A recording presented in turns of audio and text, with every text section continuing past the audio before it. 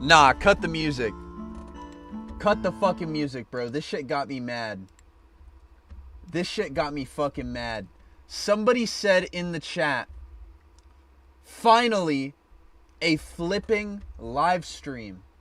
Finally? Finally. I was live 2 days ago. I was live 2 days ago. What the fuck do you mean finally? What the fuck do you mean finally? I see you, chatter. Don't think I don't see you complaining, because I fucking see you, chatter. Stop lying on me. Stop fucking lying on me like I wasn't live 2 days ago. Stop playing with me. Stop fucking playing with me.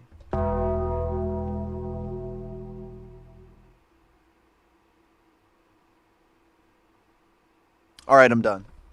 What's up, guys? I'm good. I'm chilling. Why the fuck do I always have to start shit so negative? I always gotta focus on something that makes me upset. There we go. Now I feel better. Alright, let's turn the music back on.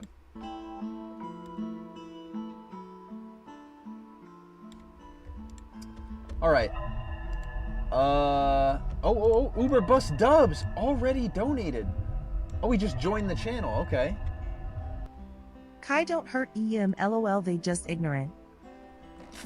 Thank you, Uber. Thank you. Alright, chat. You guys already know what the fuck we're doing today.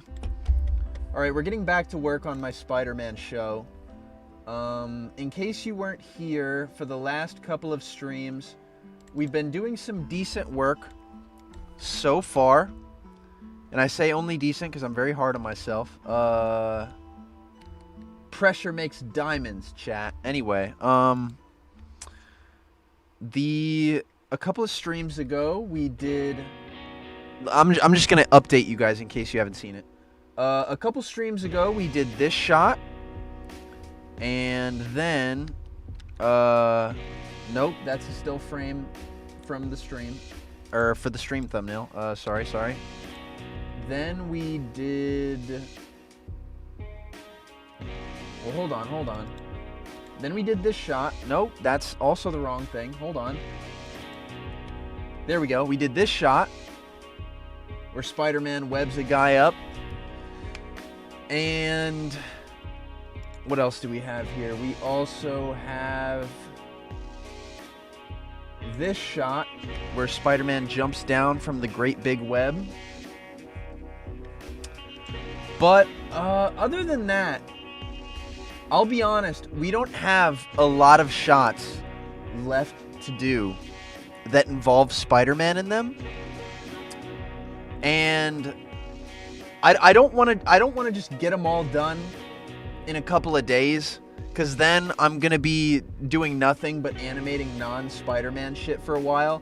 I want to save the good stuff for throughout the animation process so that I don't get bored. So I'm going to be careful with how much Spider-Man I animate in a quick, well, I guess in a week, in a series of animating. But, that being said, today, we're going to be animating some non-Spider-Man shots. We're going to be drawing some backgrounds. There isn't going to be a lot of Spider-Man action, okay? Probably the most Spider-Man thing you're gonna get is this guy getting webbed into the sky, and that's it. So, I don't know. If you guys came here for Spider-Man, you might be a little bored today, but honestly, I don't think that's why people watch me animate. I think they want to just sit around and ask me questions, and I'm here to respond, and Spider-Man is on the screen sometimes. So, yeah. I'm not going to stall anymore. I'm going to get into it. I'm going to start with the background today, because I want to warm up before I just jump straight into animating. I want to start with something simple like the background. So, let's do it. This is a school. We're going to be drawing a school. This is an establishing shot for the beginning of the scene. It's It's just a school in New York. Nothing crazier about it. As you can see, I've already got a lot of this done, but I'll be adding, you know, some buildings in the back. I'll maybe work on the shading a little bit because right now it looks a little fake. I also have, sorry chat, I had to fuck with the camera a little bit. I also have some extra backgrounds in other tabs just so I can make sure that I'm keeping this consistent with the art style of the show. But yeah, I'm gonna stop yapping and I'm just gonna get into it.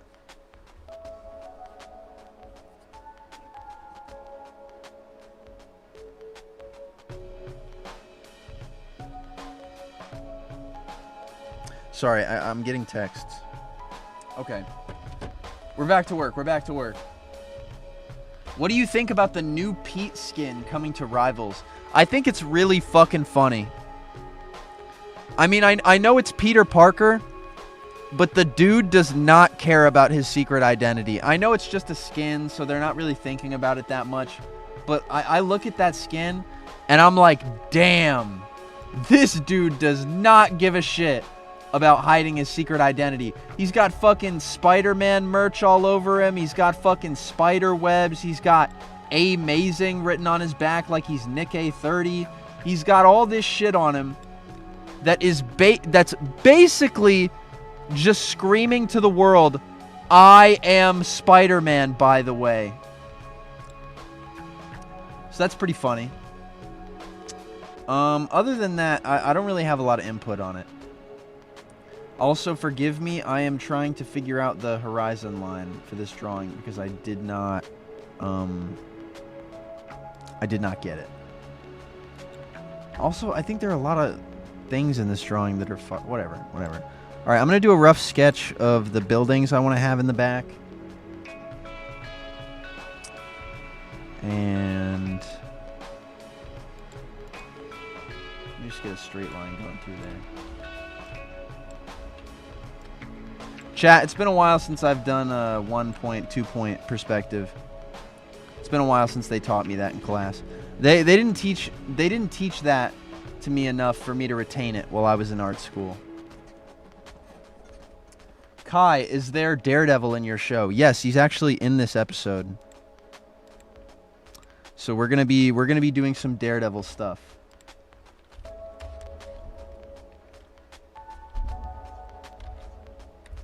That new Peter skin makes him look like Lithero.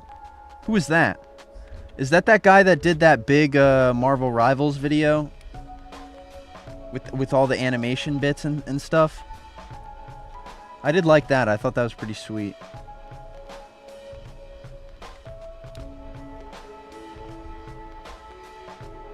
You went to art school? Yeah. I went to high school at a magnet school, and I also went to a middle magnet school. And a magnet school is basically a school that is different from a public school in that it trains you in some of the arts. You know, there's some programs for, you know, different talents. There's a, you know, costume design program. There is a, you know, chorus, music program, all that shit. I was in the art program, although I don't think you'd be able to tell if you look at any of my drawings, because I think they look like horse shit, most of them.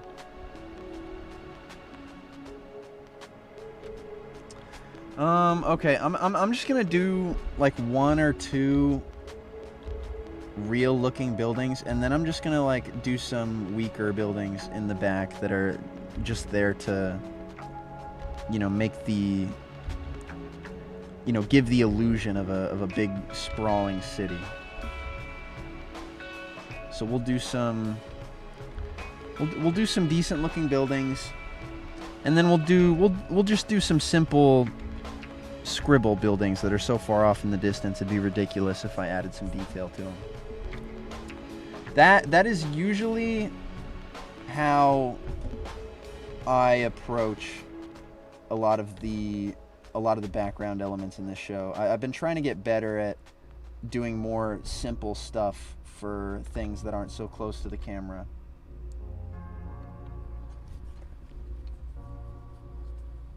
Hey Kai, I recently just started doing background design. Any tips? No. I have no tips for you because I'm a fucking idiot, alright? I would actually recommend you do the opposite of whatever you see me doing because I have no clue what I'm doing. I would advise you to look at a fucking YouTube video before I tell you to follow my advice. How complete is the episode in percentage? Well, I can't give you a percentage per se. Although, I can give you how much we have fully animated. Like, I can tell you how many minutes we have. Right now, we have... Hold on, it's going to take me a while to find it.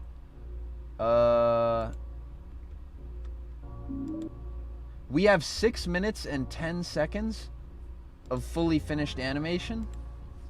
I still have to compile the scene that we're currently working on, so you'll probably get a little bit of a beefier number once that's done.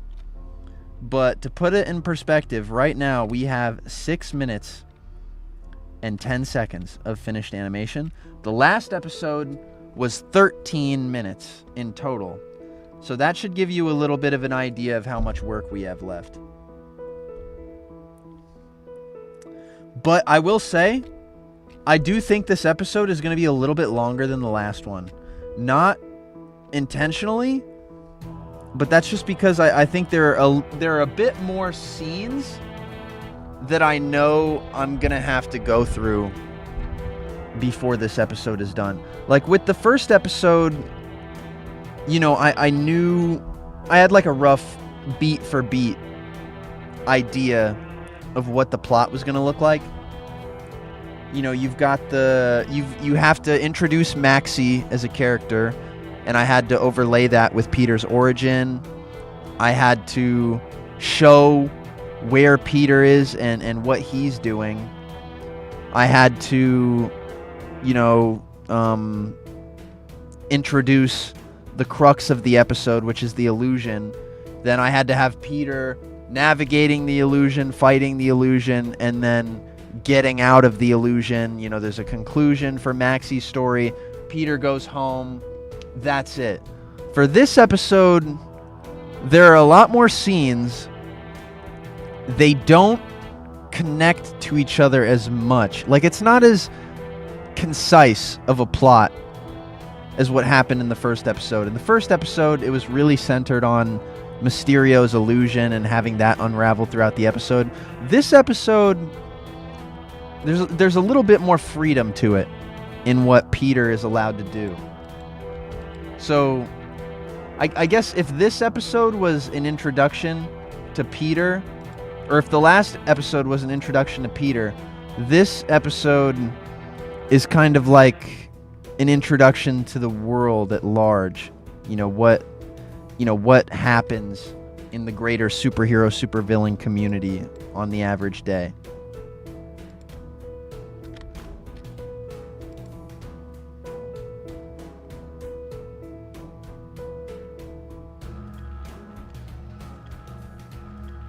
They overdid the asking for episode 2 joke. I only put it in the thumbnail because it's the question I get asked all the time, and I don't have an answer. I'm serious. I don't have an answer. And any real PSM fan knows that I have no fucking idea when this episode is coming out. I can't give you guys a date. I really can't. I think I may just, in the future and forever, I may just release episodes the second they're done with no warning. And that's just how it's going to be for the rest of the show. I'll just be like, okay, episode's done now. And that's it. That's fucking it.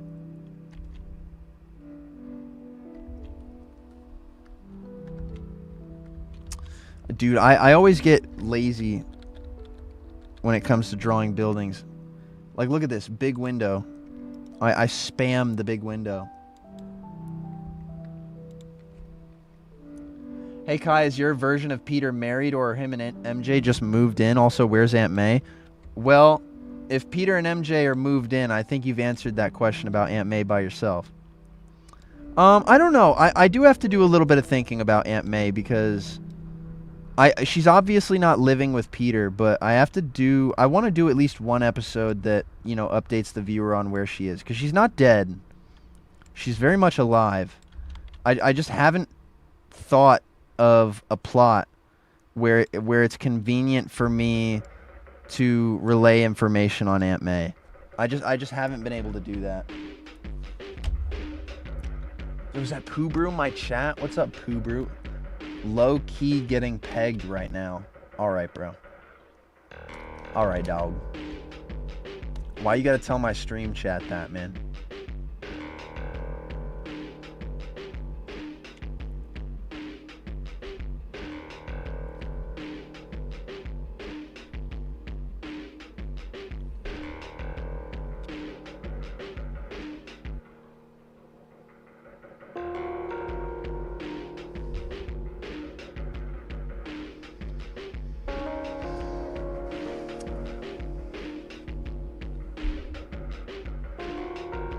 Maybe she's in a home if he can even pay for one.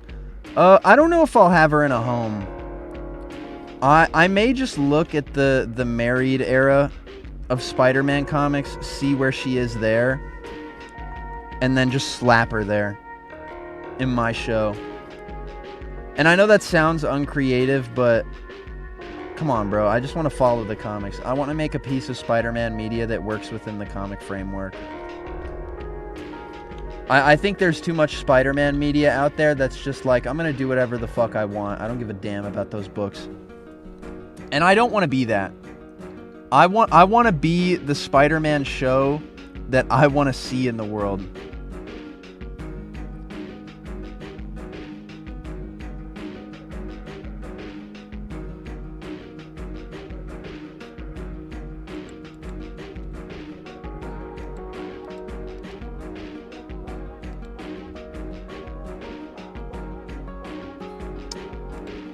You know, chat, I've been thinking about reworking the way I do backgrounds, to be honest. Because it does take a lot of work. And I would rather focus on some of the important stuff. Like, you know, the quality of animation. I was watching Samurai Jack yesterday. And I was looking at how that show does backgrounds. And I was like, damn. You know, fucking Gendy Tartakovsky, you know, whoever the fuck does the backgrounds, they don't got to do a lot of work. All they have to do is you know, throw in some brush strokes that just imply what you're looking at. You know what I mean? And I was thinking to myself, like, damn, I really wish I was doing that from the jump. So, and would you guys really care? Would you guys really care if I just, like, dramatically changed how the backgrounds were done from episode to episode? I think it would save me time. I'm being serious. I think it would save me so much time. Like, imagine, like, one episode, I do, like, Gennady Tartakovsky style backgrounds. And then in the next episode, I fucking do, what's it called? Then I just have Gmod maps for the backgrounds, and I tell nobody. I say nothing. And I guarantee you it would get an episode out faster. Kai, say you could hire anyone to voice act the cast? I think this is a who would you cast kind of question. You guys already know. Chat, I've said this a million times. If Josh Keaton came to me and he said, yo, your Spider-Man voice acting sucks. Let me replace you as him in my show. I would say, thank you, my glorious king. Take my place. And then Josh Keaton would replace me in my show instantly. And you guys would all thank me for it. I would like to think.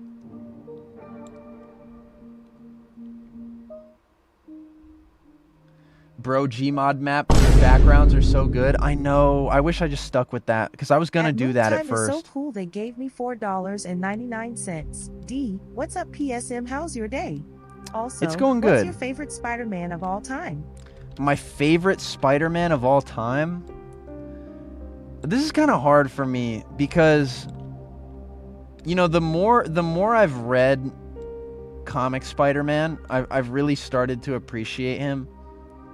And it's kind of shown me how much I dislike the direction the character has taken in adaptations. You know, and I'm talking like Stan Lee, you know, the early Spider-Man comics, like pre-One More Day shit. Like, I think that version of Spider-Man is so long gone, so unadapted, and I feel like it's kind of strengthened my love for him, and it's also kind of increased my detachment from current Spider-Man things. It's part of the reason why I've been on this push to, you know, regular old Spider-Man fans. It's why I've been trying to push Spider-Man comic content onto them a lot more than I used to. Like back in the day when the channel was first coming up, I was making more videos on like Spider-Man movies, like Spider-Man adaptations, all that shit. But as I went on, you know, and as YouTube made me more money and I could, you know, start to buy more comic books, I was really like, damn, I've really been missing out. Cuz comic book Peter Parker, he has such a tangible guilt. And it's very clear that he carries his origin with him everywhere he goes. Sometimes it's overplayed. You know, sometimes Peter is talking about Uncle Ben just an up. At Leesco is so cool they gave me $5. D, I think even just rotoscoping the Gmod footage, it would save a lot of time. Thank you, Lee. That is true. You know what, chat? I may just do that. And while I'm at it, let me read through every donation I've got. Because I know I've gotten a couple without saying thank you. Thank you, Lee. Thank you, Monkey Time. And thank you, Uberbus Dubs. But you know what, chat? I think you've got a point about the Gary's Mod backgrounds. I might have to do that. Comics don't have enough aura and hype moments for myself as a Spider-Man LARPer. No, that's not true, bro. There are hype moments and aura in Spider-Man comics. You just gotta read like read the JMS run of Spider-Man. Read the New Avengers run with Spider-Man in it. It's so good.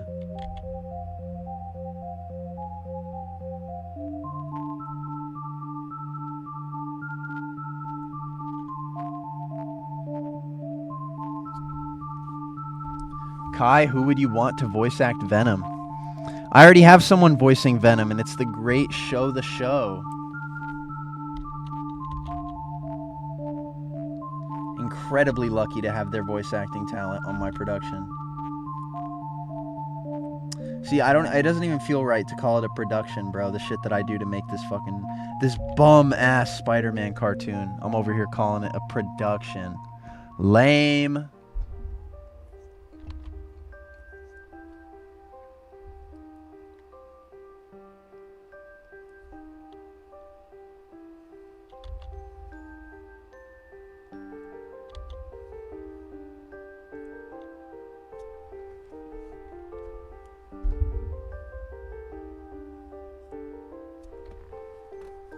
One of my favorite Spidey comics is Spider-Man Parallel Lives.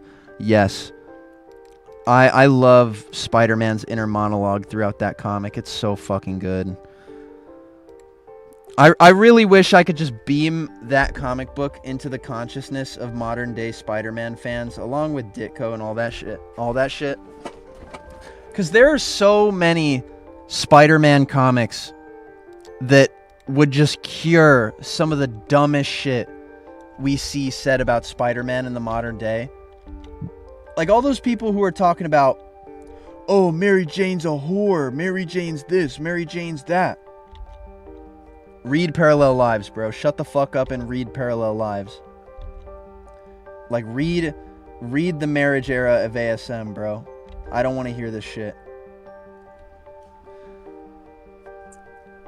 And it's like the worst of this stuff You know it comes from people who don't fucking read. You just know it.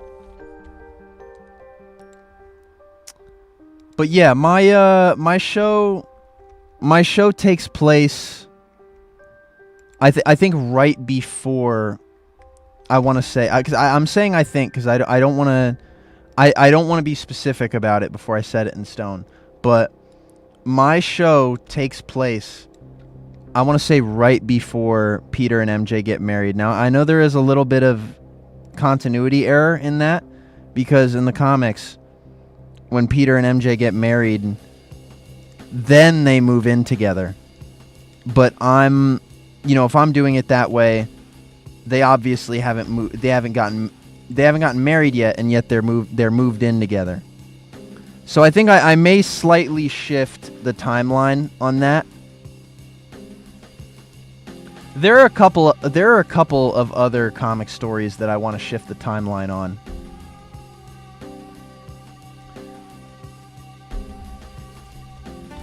But I think most of the people who fucking watch this show aren't going to read comics anyway, so fuck them. Who cares? Who fucking cares?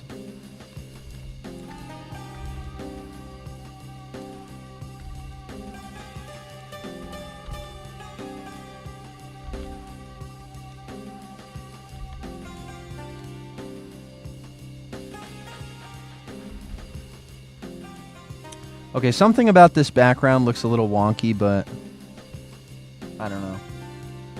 It's only gonna be one establishing shot. I can live with this looking a little weird. And then the clouds are just these loose lines that don't really conform to a cloud-like shape. I'm just scraping the air with whatever I feel like, to be honest.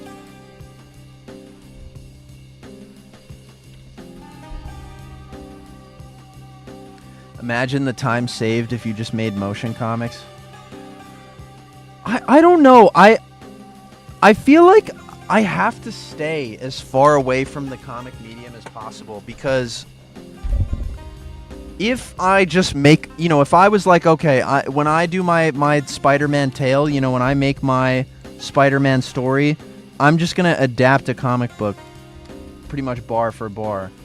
And if I decided to choose, because my current medium of Spider-Man storytelling, it's animation. But if I decided that I was like, fuck it, I want to do a motion comic, why not just tell people to read the comic? You know what I mean? I feel like that's why I have to animate this stuff. I have to animate it, or else there's like no point in doing it in the first place. You know what I mean?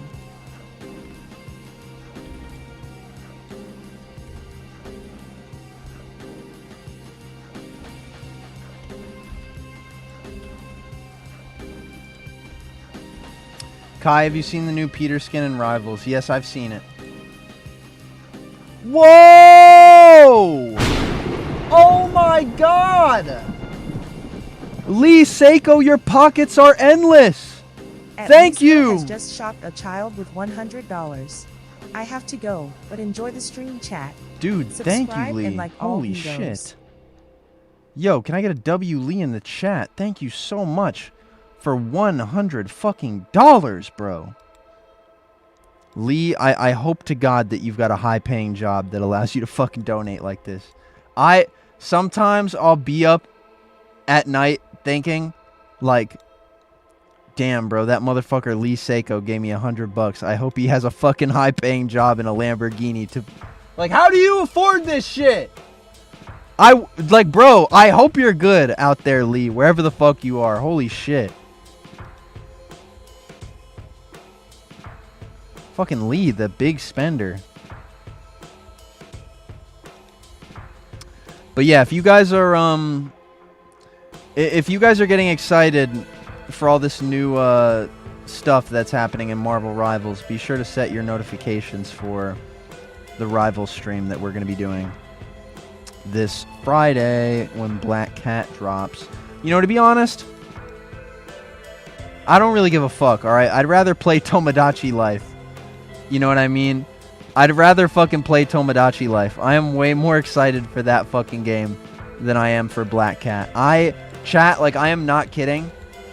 That is my most anticipated stream that I've done this year. I am so fucking excited for Tomodachi Life to come out. Can you stop cursing for 1 second? Fuck! Fuck, fuck, fuck, fuck, fuck! Shit, shit, shit! Sorry, was I swearing? I couldn't tell.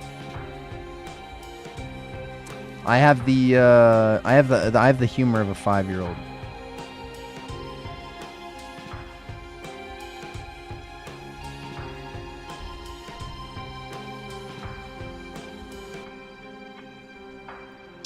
Where were you in Spider-Verse, PSM? They probably need you in that fight. What the fuck do you mean they need me in that fight? I don't have superpowers. What the hell are you guys talking about? You guys talking about me like I got superpowers or some shit. Oh, you know what? I don't have to animate this web shot today. There's actually... low-key, there is actually another shot I do want to animate today. Let me show this to you guys. There is this shot that I really like, which I might get started on today. It's got the school, and it's got some dumb kids, you know, emoting. I think that'd be fun to take a second to animate. I also want to animate some cars flying down the street really fast, because it's New York and nobody gives a fuck. Chat, Kai a bum. He can't do anything. Alright, bro. Alright, bro.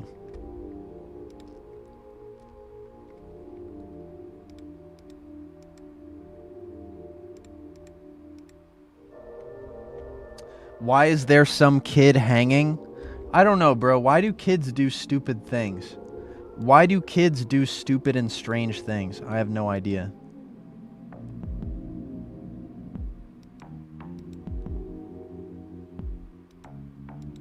And you know what? Just for a joke, if I'm gonna make a car flying by really fast, I'm gonna put like a bicycle lane here, just to like further the joke.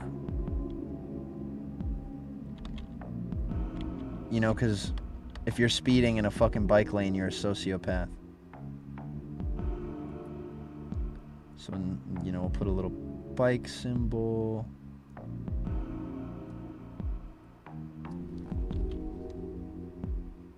There. And the joke is that whoever is flying down the road obviously does not give a fuck about the safety of people driving around.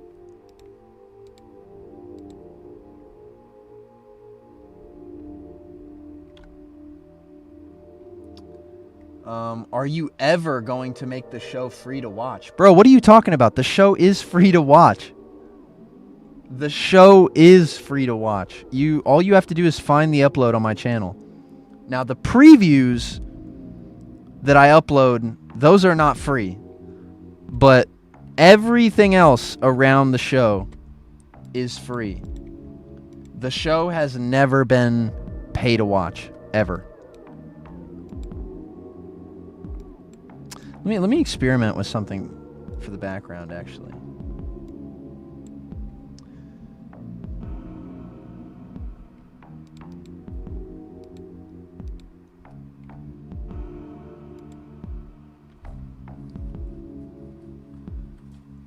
What year is this set in? It's modern. I don't want to put an exact year on it, but I for this show, I intend for everything to be modern day. And by that I mean, you know, everything that happens, it's made with like, you know, when the episode of the show comes out, I want you to think of it as if, you know, it came out today. I mean, obviously, you know, there's a little bit of there's obviously some continuity in between episodes. You know, so obviously it couldn't be exactly like that, but I want you guys to think about it as though, you know, this show takes place in the modern day. At least, like, you know, if it's not like a flashback episode. Is your Spider-Man a Mets fan? Yes, because that's how it is in the comics.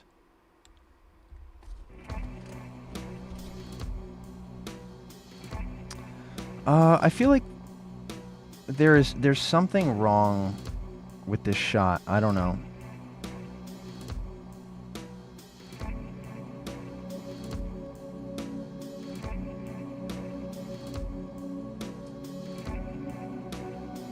Who is New York's mayor? It's Mom Donnie. I don't know. I haven't thought about that.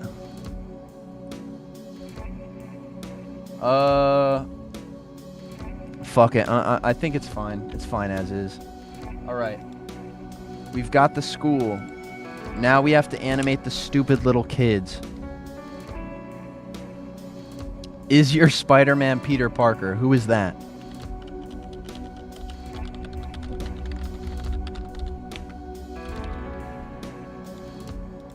I don't know who that is, bro. Who's Peter Parker? Who is that?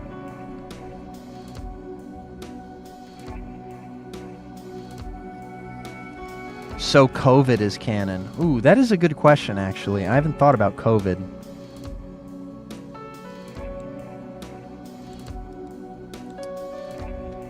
You know, chat, COVID did not hit me very hard. Like, of course, when COVID was happening, it was a big deal. But to me, I didn't really give a fuck. That didn't, like, I don't mean like I didn't give a fuck, like I didn't wear masks outside and like do all the appropriate shit you were supposed to do to keep it from spreading. Like that, obviously. But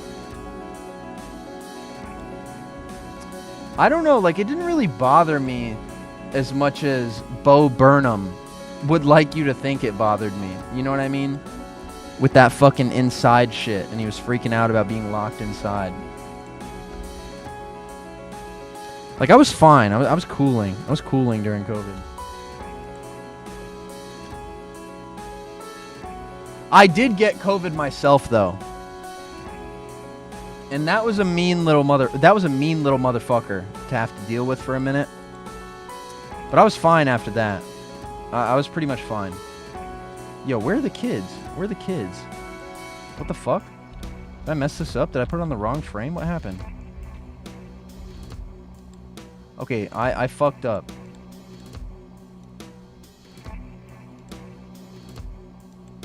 Hold on, chat. I gotta set this up real quick. Am I the only one that didn't caught COVID not even once? I mean, shit, it's not too late. Still, I mean, anybody could get COVID to this day. And if you have, like, a pre-existing condition, and then you get COVID on top of that, it could be fucking fatal.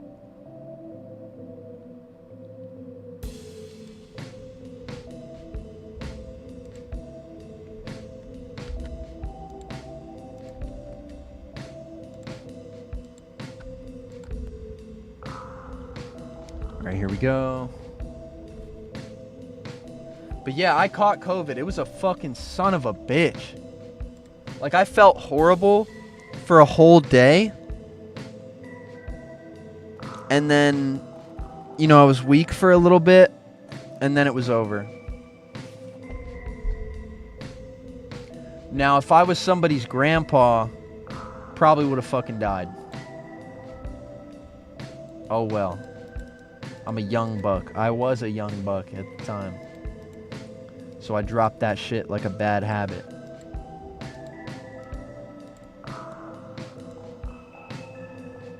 Oh, here we go.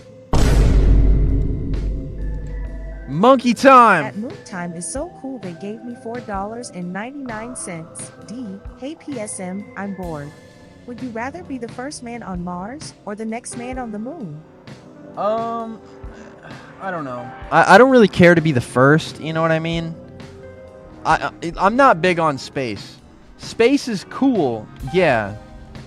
I don't really care about being the first man to do this or whatever. I'll probably pick the moon. I think I'd have the most fun on the moon.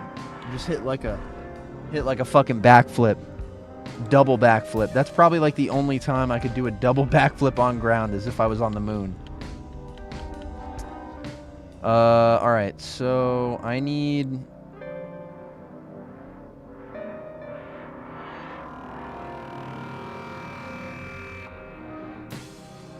I might extend this shot, because I feel like this shot is not long enough.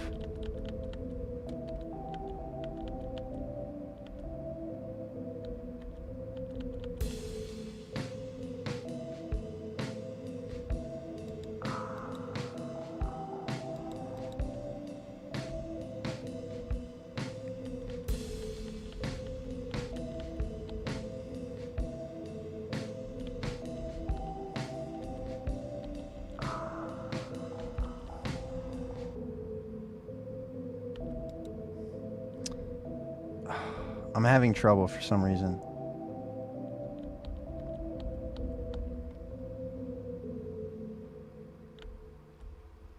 I think I'll figure it out, honestly. I'll figure it out in post. Because we're doing the rough animation right now. I just need to stretch it out by like a couple of seconds. And then I can figure out cleanly doing it. Because it's mostly the kid's swing that was throwing me off. But once I animate that kid swinging on the thing, it'll be a lot easier for me to just like do it cleanly on the final pass. Alright, now it's time to draw some random children. Now, let me pull up the reference. Let me pull up the reference sheet here for the important kids that are the focus of the scene. Okay, we have Miles. We have Miles, Donkey, and Judge. Famous Miles Morales characters. And they are standing right here.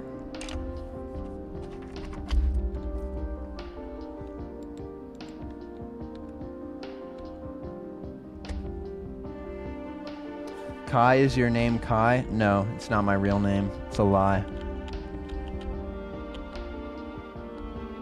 And that's 100% true.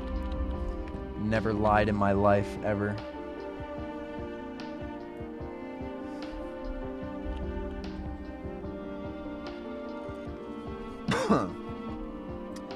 Dude, I feel like I get the same questions every stream. Somebody asked me, will you make Peter die? I got asked that last stream.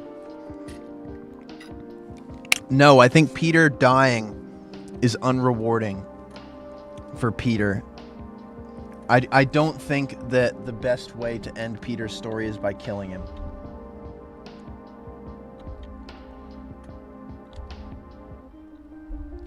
Alright, like I know everybody's gonna fucking bring up the death of Ultimate Spider-Man and how fucking hype that was. I don't care. I'm writing a character-focused show on Peter Parker. I don't think that for my fucking character writing of Spider-Man that it would be... I don't know. I don't want to make you guys fucking feel like crying at the end of my show. Like, I don't want you guys to fucking get to the end of the show and feel miserable. You know what I mean? That's not how I want you to feel.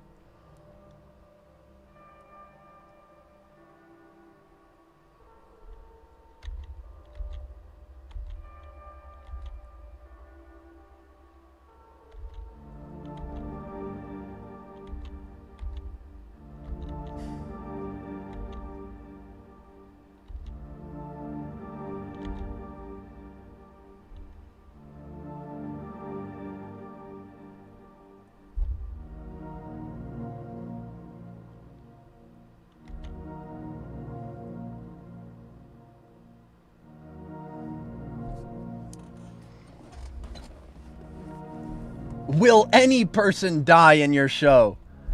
No, dude. I'm anti-death, actually. Nobody will ever die in my show, ever. I gotta stop surfing the chat for questions, because I feel like the only questions I see are ones that I have, like, sarcastic responses to. I gotta chill.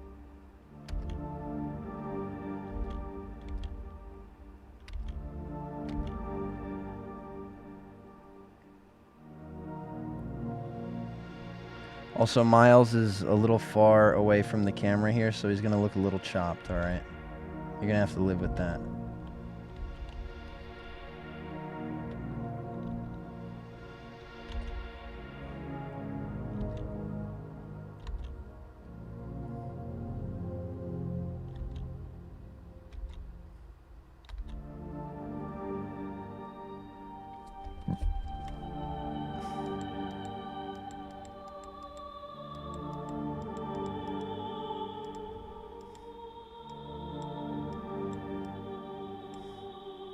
I might as well just turn this layer off. Yeah, there we go.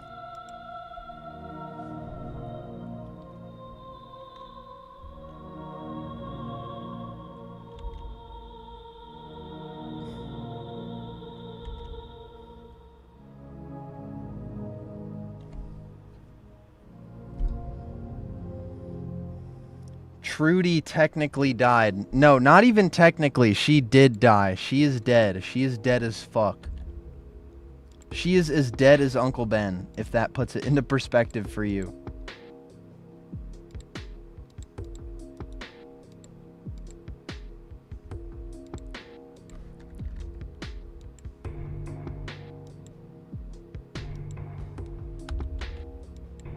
Yo, why? Why does my brush do this? Oh, okay, there we go.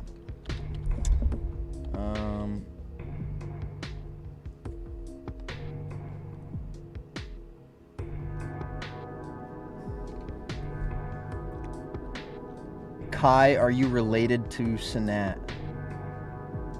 Yeah, that's my dog. We talk all the time.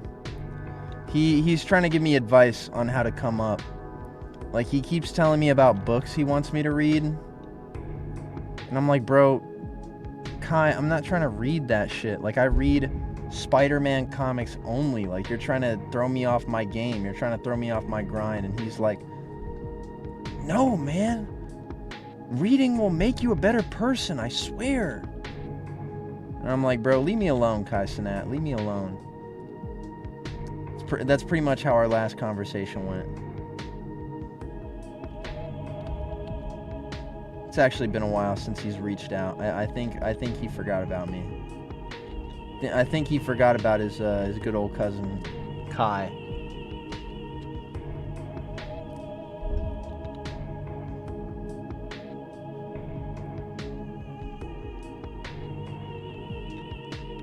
Kai, you don't read at all. Are you saying you're illiterate?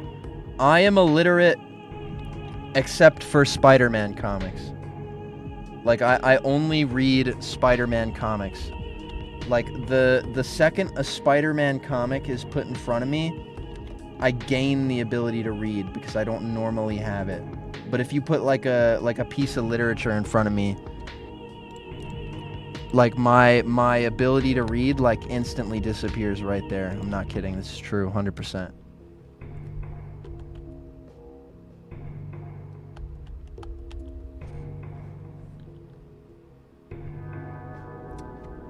Hold on, chat. I have to look at the scene real quick and check the continuity on some character placement here. Because I have to make sure I'm placing everybody in the right spot.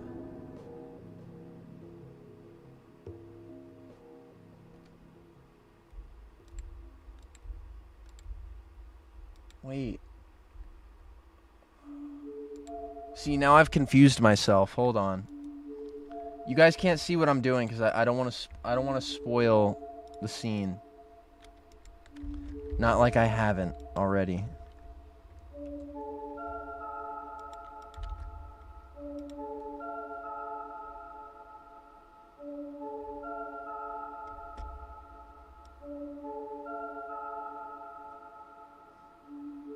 Okay, Judge is to Miles's left.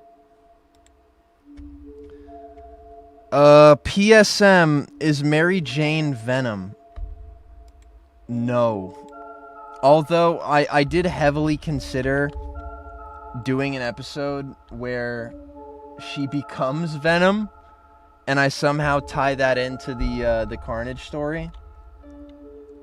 But I just decided against it. I was like, no, I don't know. This isn't right. I can't make this work.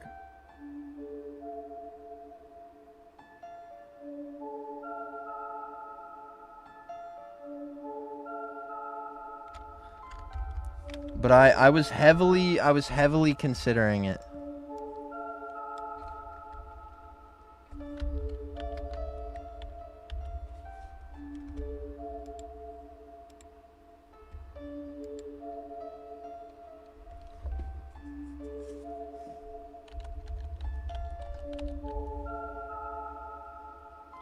Bro, why the hell the horror music? Bro, this is Silent Hill music, dude. This shit is a banger. Why are you complaining about bangers, bro?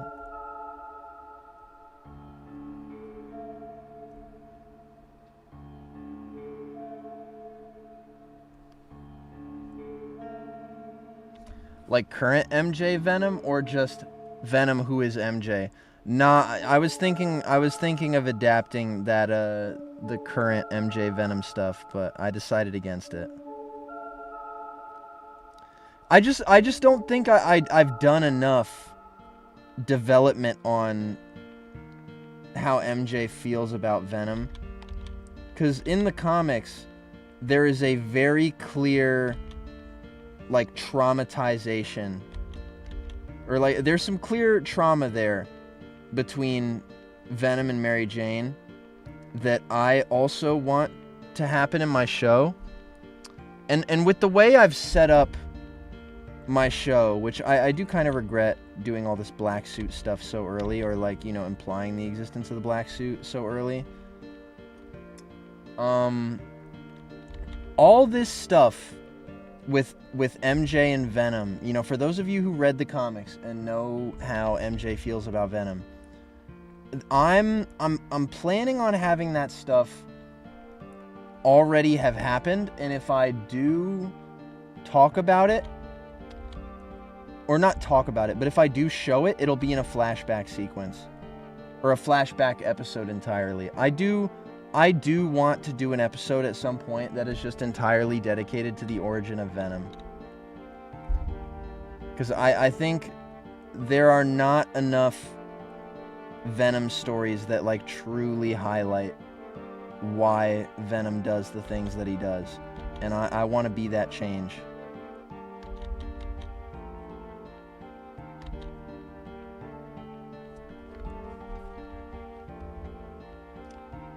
Kai, if you turn the first episode into a pilot, you can retcon whatever you want. No, I do want the pilot to have a bit of staying power. I don't want to just piss it away into the wind.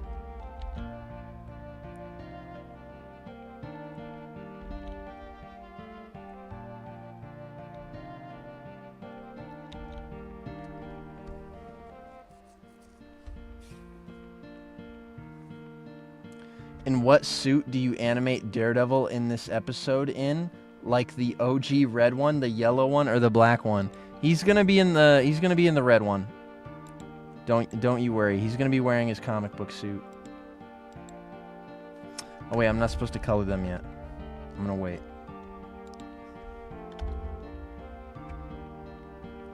Didn't Venom like throw MJ out a window or something? No, that's not it.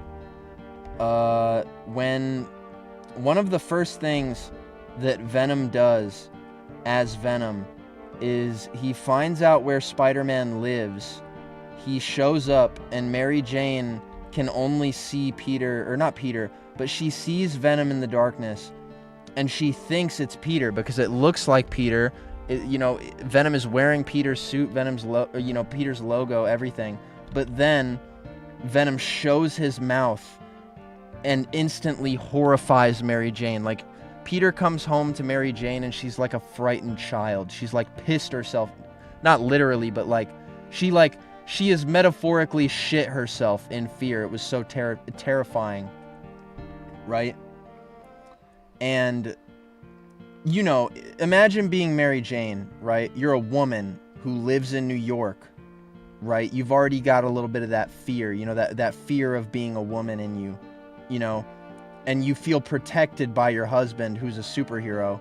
You come home expecting to see your husband. You do see your husband, and then it turns out to be a giant alien monster that towers over you and has like razor sharp teeth and a giant mouth that drools, and that's what you see, expecting your husband. You would be fucking terrified. You would be terrified.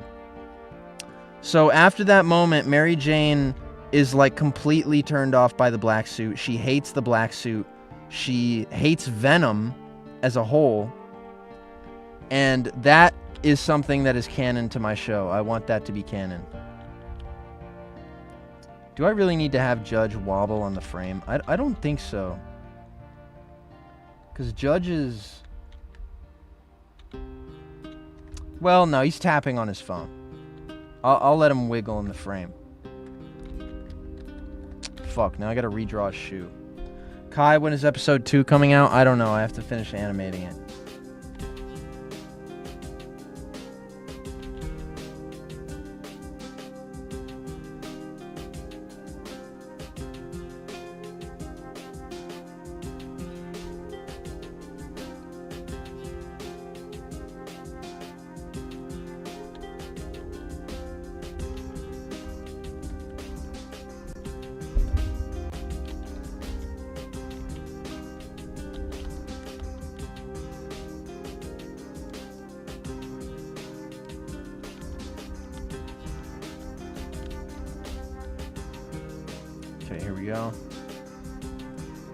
Now I'm gonna draw Miles and his shoes. Don't worry, chat, he is wearing Nikes.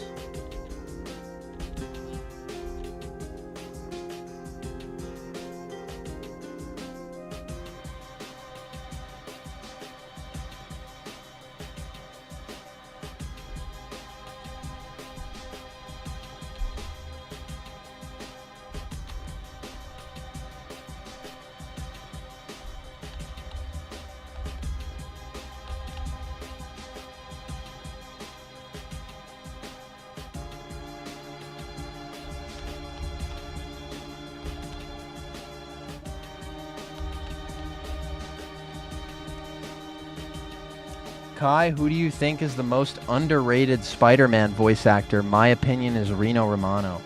There are a couple of Spider-Man voice actors I think are incredibly underrated. Reno is a good choice. Reno is a good choice for underrated. I think Neil Patrick Harris is underrated. I think who else? Sean Marquette. I think he should have gotten another chance to play Spider-Man. I'd call him underrated.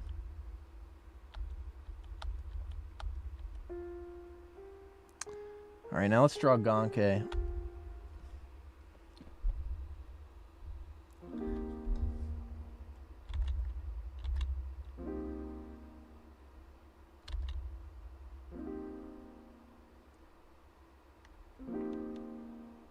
Kai, why you look like that?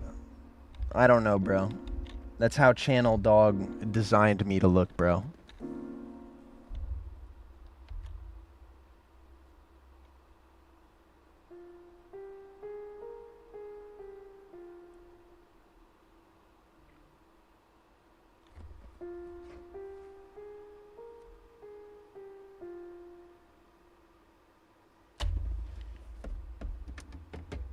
But yeah, Sean Marquette. Great Spider-Man.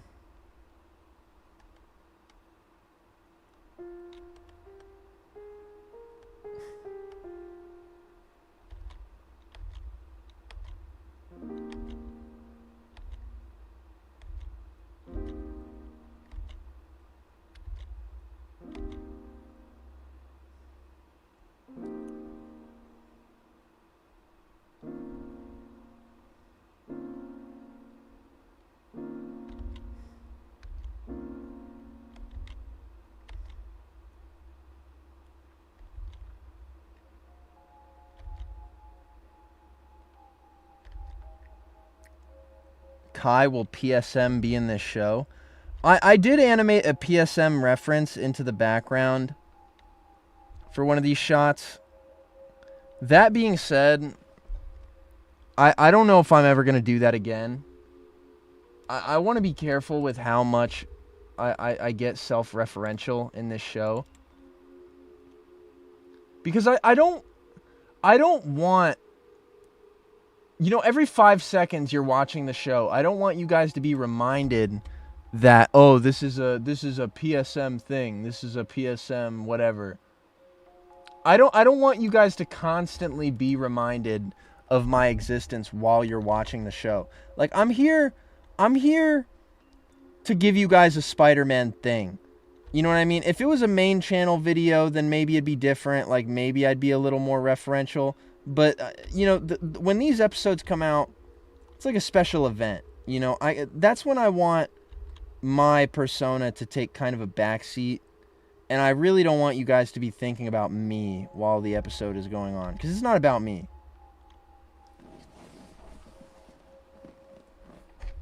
I've returned from my ban. Oh shit, it's you. It's you, L question mark. That was Mullet, by the way. I told him not to ban you, but you were, to be fair, you were being an asshole.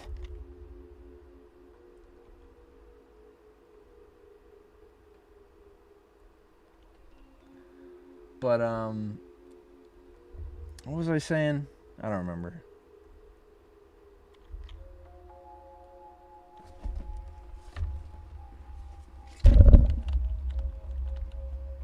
I only anticipate drawing Ganke once in this shot. Alright, so now we can kind of just do whatever I want, since these characters don't really have any reference for them. So we're just going to draw random children. Alright, maybe we'll put some logos on their shirts. And you guys can suggest some stuff in the chat. So yeah, let's get to drawing some fucking, some random kids.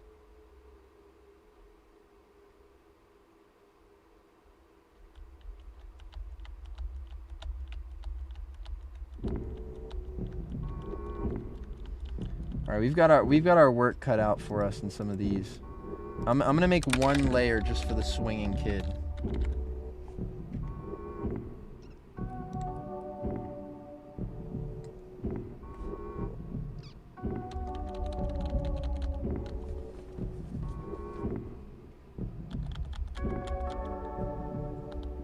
All right, 6 loop.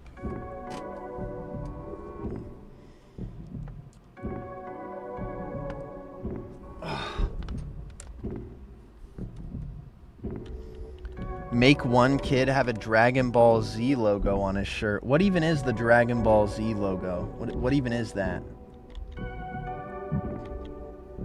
Is it DBZ or is it like a Dragon Ball? I don't know anything about Dragon Ball.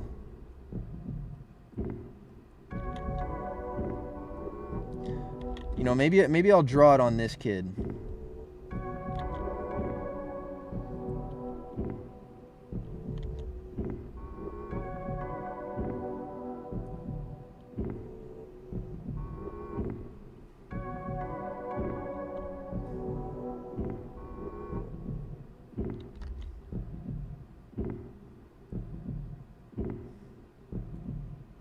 It's like a big styled Z. Okay. I don't know. I think I like the Dragon Balls better. I might just put the Dragon Balls on them.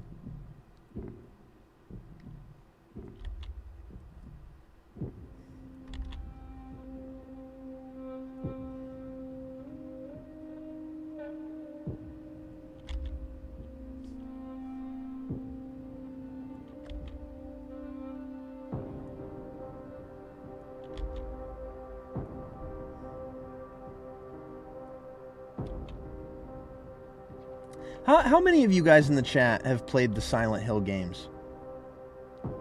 I don't know if Clownery is still in here. I know Clownery probably has. But how many of you guys in the chat have just played, like... It doesn't even have to be all of them. It can just be like one Silent Hill game. How many of you guys have played them?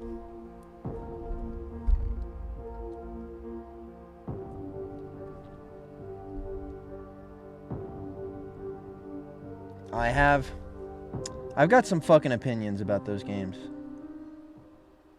Well, I mean, you guys saw me stream Silent Hill 1, and I haven't replayed it since because I fucking hated it. But after I played the Silent Hill 2 remake, all right, my life changed forever. I fucking loved that game. I thought it was sick. Then I played Silent Hill 2, the original. I loved that one. And then I played Silent Hill 3 and 4, right? And I keep seeing these fucking video essays about Silent Hill 4 talking about how it's like the secret savior of the Silent Hill franchise and how the game was so fucking good and it was like so misunderstood. That game was a fucking slog to get through. I'm not gonna lie. I think people are doing undeserved revisionism on that fucking game. Silent Hill 4 was so stupid. I did not like it. Well, I mean, I liked it, but I didn't love it like I loved the other Silent Hill games. I think all these fucking people talking about Silent Hill 4 like it's some kind of secret gem did not play the game. Because that fucking game, first of all, imagine you were playing a video game, right? Imagine you're playing Mario, right? And you get halfway through the game. You know, you're about to get to Bowser's Castle, whatever. And then, before you can beat the game, you are put back at level 1, but everything is like slightly different. And you have to have, I don't know, Princess Peach follow you around the whole time or some shit. That is what Silent Hill 4 is like. In the middle of the fucking game, it makes you backtrack through every single level that you played in the opening act of the game. And I just thought that was so fucking stupid. I also did not like the final boss, which I often don't in a lot of the Silent Hill games. I often don't like a lot of the Silent Hill final bosses. But fuck me, man. What are your thoughts on Silent Hill F? I liked Silent Hill F, although I did not like the puzzles as much as I liked the puzzles in previous Silent Hills. And I still have yet to get the good ending, because I just didn't have the motivation to play through the game again. I just got back playing the Silent Hill 2 remake. I just got to the Toluca prison. I'm terrified. This is my first time playing the Silent Hill 2 remake in its entirety. Honestly, the Toluca prison is one of my favorite levels in the whole game. So good. I want to be careful about how much I say because I don't want to spoil it for you. But that game has some of my favorite that part of the game has some of my favorite puzzles, some of my favorite environments, some of my favorite enemy interactions. So good. And I love James in general. I think James is such a great protagonist for Silent Hill. Like, you know, he's quiet. You don't really know a lot about him unless you read heavily into, you know, the subtext of a scene or you do some research around the game itself. And I really liked James.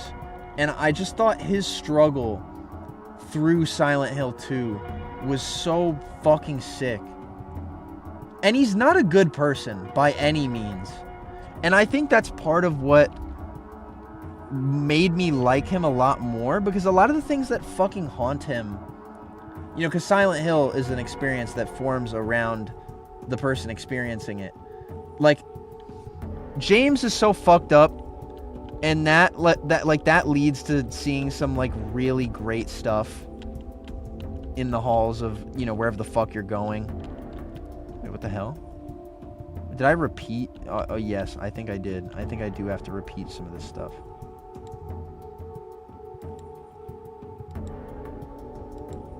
Okay. And, But you know, the protagonist I liked even more than James was Heather from Silent Hill 3. I thought she was so fucking awesome. Like, you know, you go from the silent and unexpressive James to someone like Heather, who's like always got an opinion. You know, she's a girl, like she cares about fashion and shit, and she's like mentioning that as she like looks at random things. And I thought that was really endearing. I also really loved the stuff that she was haunted by in her games.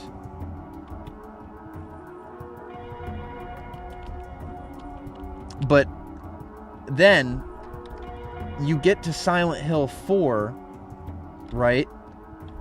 With what's his fucking name? Henry Townsend. And my God, is that guy bland. Like, and I don't mean like James bland. Like James, yes, James is a little bland, but you can very clearly tell that there's something that he's not talking about. Like there's something that's happened to him in his life that you're slowly figuring out about. That is part of what makes James so interesting, is that there's very clearly some character work to be done by the end of the game. Henry, by comparison, is a fucking piece of fucking milk toast. There's nothing about him. The game like barely elaborates on his past. I think they really want you to like Henry because of what is happening to him in the game, you know, like him being stuck in his apartment. They want you to find him appealing because of that. James and Heather have all these things that happen to them outside of the game's plot and inside of the game's plot, and that makes them fucking interesting. Henry is just fucking, like, nothing is, like, I couldn't even tell you a thing about Henry, because he is such a boring ass guy. Boring ass man. Have you seen the Silent Hill movie? I saw the first one. I couldn't get through the second one. I was watching the second one with a group of friends that loves talking through movies. No offense to them, they just love doing that. And, you know, we just ended up getting distracted. You know, they just ended up getting distracted, and we didn't finish it. But from what I saw from that movie, it was fucking horseshit. Henry is a photographer. I don't see any photography happening in that fucking game.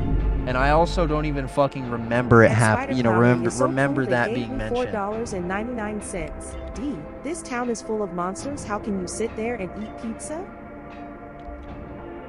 See, and James, despite being a little bit bland, he could spit a bar like that every now and again. Henry, no bars. Nothing interesting ever leaves his mouth.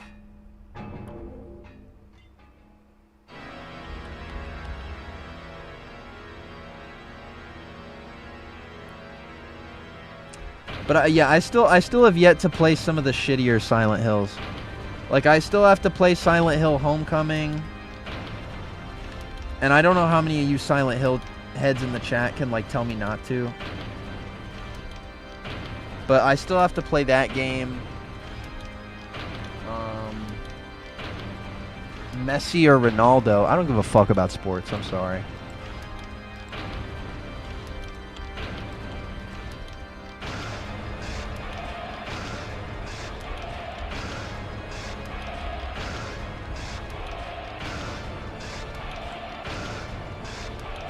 Kai, if you slander Shattered Memories. I've never played it.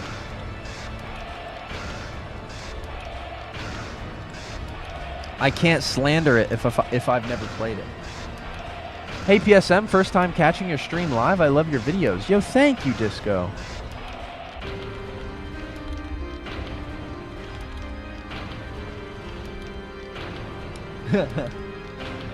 Somebody with an MCU Spider-Man profile picture in my chat went, Silent Hill Homecoming? Spider-Man Homecoming? Me too. I did that in my brain. I just didn't say it out loud.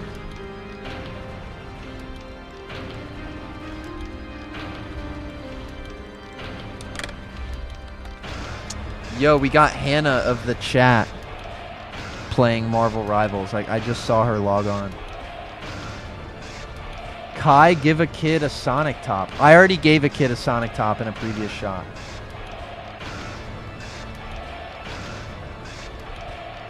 What are you animating right now? I'm animating kids outside of a school. Yo, what the fuck is playing in the back right now? This is Kill God shit. I hate this song. There we go.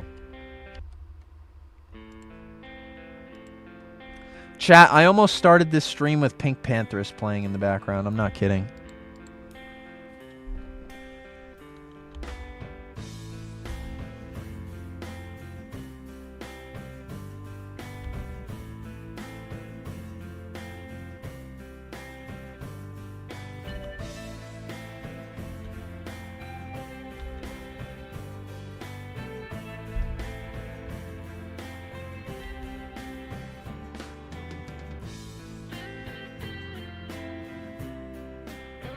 Make the mom look pissed as fuck.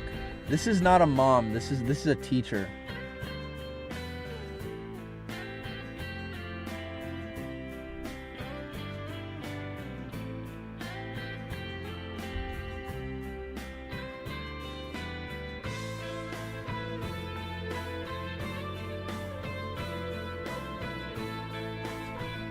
Pink Panthers PSM if he was based. Fuck it. Fuck it. Actually, fuck it. I don't care. I don't care about getting claimed. I don't care about getting claimed. You are going to be hearing Pink Panthers for the rest of the stream, and I don't care about getting claimed. I'm freezing out. I gotta have it just loud enough so that you can hear it, but it's not like on. It's not playing over me.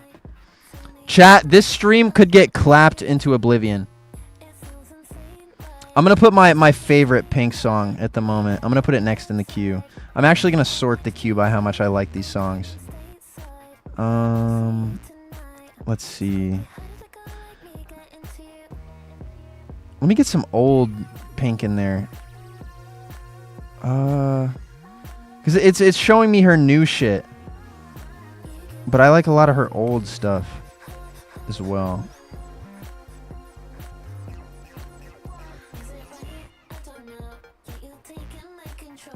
Oh, here we go. Is that fucking Luna Snow? You're getting banned. I'm not kidding, you're getting banned. I don't give a fuck. You're getting banned. How dare you compare Pink Panthers to that fucking industry plant? Where is that chatter? Where is that chatter who just said that shit? You're getting banned. You are getting banned.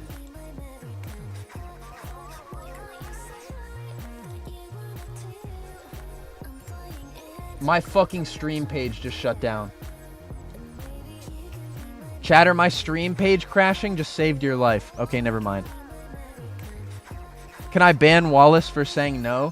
Yeah, we don't allow any Pink Panther slander in this chat.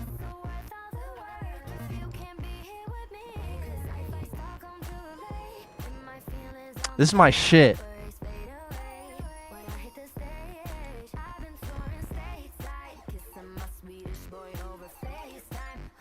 This is not Pink, bro. Get her off the song.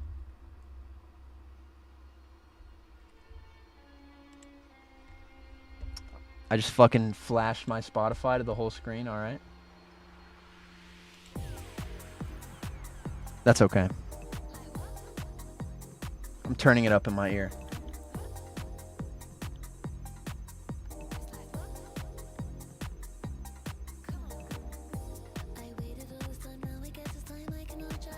No Pink slander in my chat.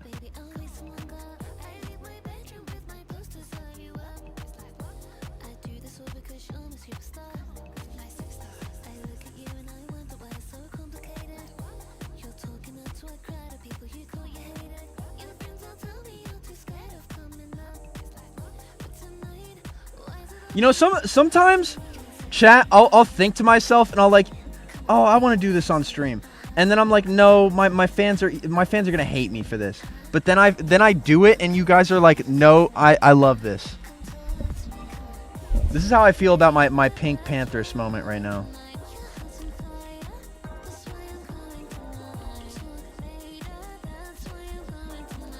Cause she got very popular recently. I think the popularity like really kicked off with That Boy's a Liar. But I was listening to Panthers before that song came out. I don't know the name of the album. I'm hashtag fake fan. But it's the one where she's standing outside the house with the braids.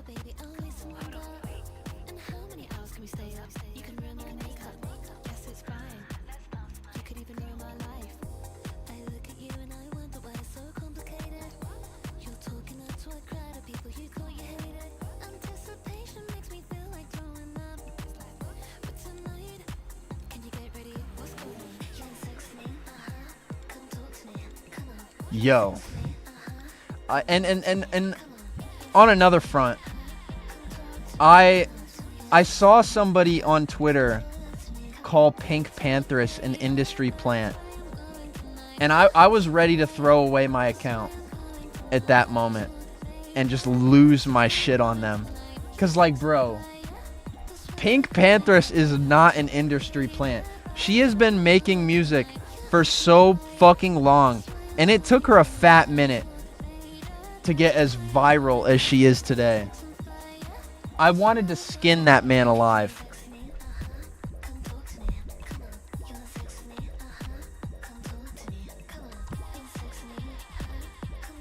I can't tell if the internet has genuinely made people dumber, or if the internet has just given us easier access to these stupid people. I can't tell what it is. It could be both. But I do think that there are some people out there getting dumber because of the internet.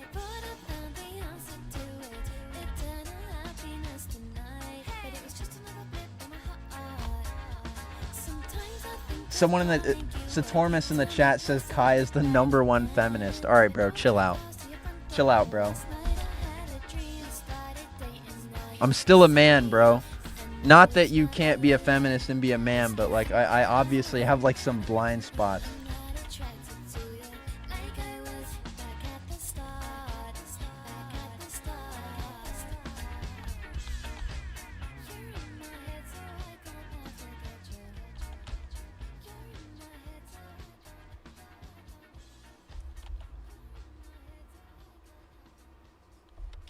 What is your favorite Pink Panther song? It's the one, my favorite Pink Panther song is the one that goes no, I'm kidding. I don't know. I'm really horrible when it comes to naming like favorite songs. Cause my opinion like changes every 5 minutes. Like I'll get tired of a song and then I'll really start liking like another song. I will say though, when Pink released Tonight, I never skipped that song. I never skipped that song.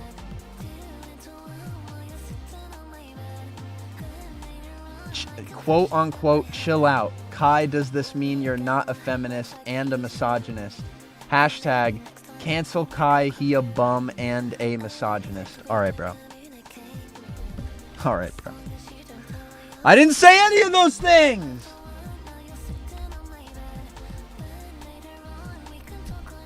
Kai, can you add Centuries by Fall Out Boy?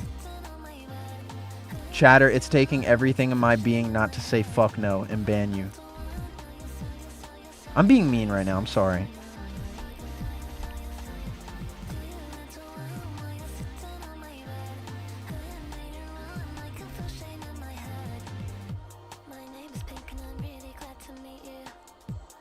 Are you even a man?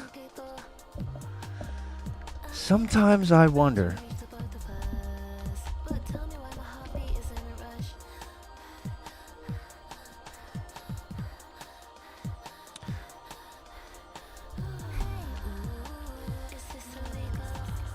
Also, I'm like really bad with song names.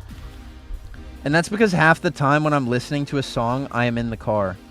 I do not listen to music outside of my car very often. Like it is rare for me to like open up Spotify on my computer and be like, okay, I'm gonna play music just to play music. It doesn't happen very often.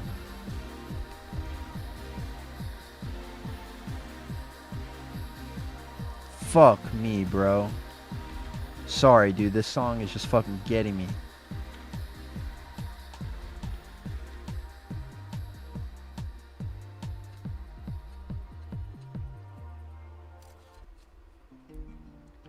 Can't wait for Pink Pantheress to do the theme for your Spider-Man show. Nah, bro. She would do Mary Jane's theme. She would do Mary Jane's theme. Fuck Spider-Man. She would do Mary Jane. Give Mary Jane her own theme and opening by Pink Pantheress. That is where that talent would be best used.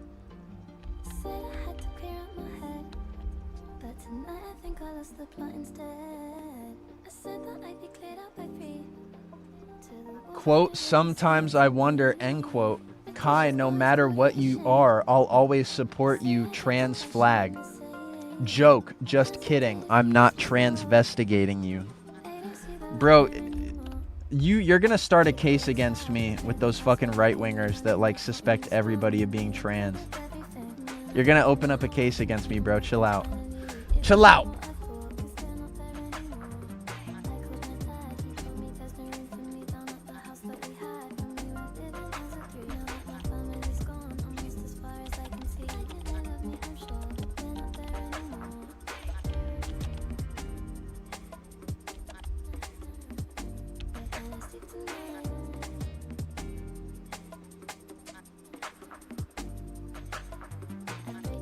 Kai, who are you drawing right now? I'm drawing some random ass teacher.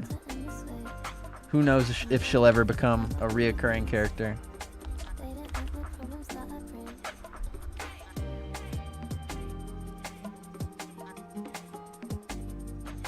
Kai, I apologize. Please, I'm gonna need you to time me out again. I deserve this for slandering Pink Pantheress. This shit is unironically fire. I'm not gonna time you out because you clearly opened your ears and you listened. And you've reached the consensus. I'm proud of you. You know, chat, I almost went to a Pink Pantheress concert, but I didn't. I just didn't go. I think it was because the tickets were bad and expensive, and I was like, fuck it, you know. She already gives me joy through my car radio. I don't need to see her in person.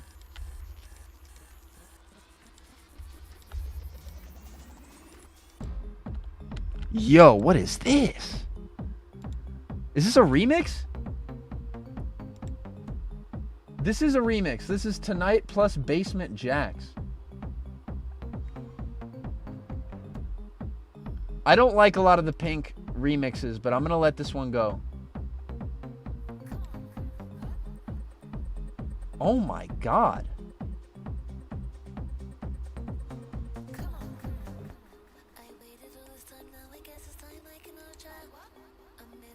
Okay. Okay.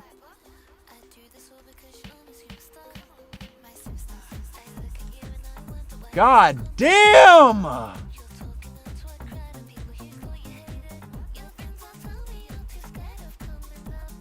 Hold on.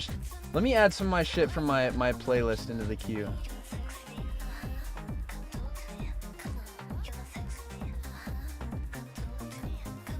Fuck me, bro. Some of the remixes are pretty good. I only like a few of them. Sometimes I just want to fucking listen to Pink herself. Like, I don't want to listen to somebody's remix.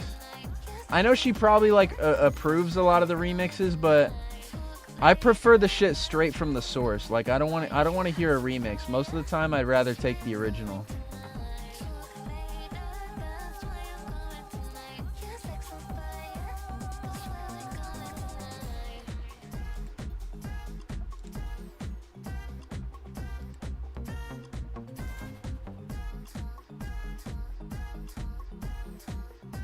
Did I already play I Must Apologize? Fuck it.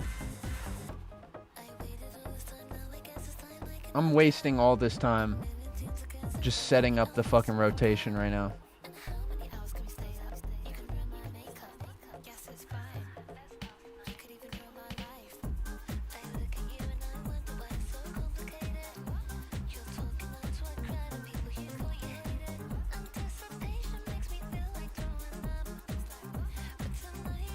Okay, that's enough. Someone in the chat asked me, am I gay? No, I am not gay. Shout out to the gays!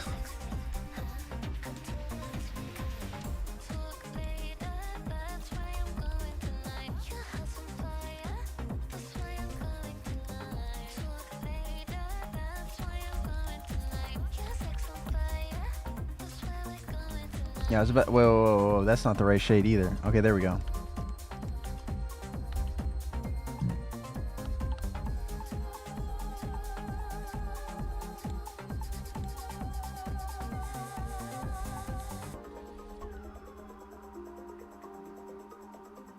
Kai, will the third episode be a flashback episode, or have you not decided yet?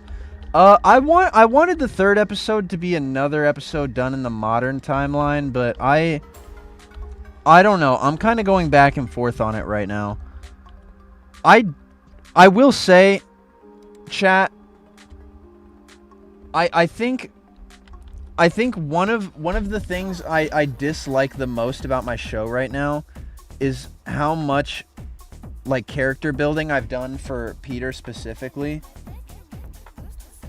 And by that I mean like just like the lack of exploration into Peter's history, because to me it's very simple, you know. Like I like to think that I have a pretty good grasp on Peter and everything that's happened to him up to this point, but obviously you guys are not privy to that knowledge. But I will say this. I want to say that almost every... Like, I want to say that a lot of the Ditko stories are canon. And I wouldn't... I don't know. I'm scared to say what's canon and what's not. Because a lot of my history and a lot of what I imagine to have happened before episode 1 is just comic stories. You know what I mean? And... You know what? I will say it. I will say it right now. All of the Ditko stuff is canon. All right, I'm pretty set on that. But I feel like I have to make like a comic reading list for the show. When is episode 2 coming out, bro? When I finish fucking animating it. That's when.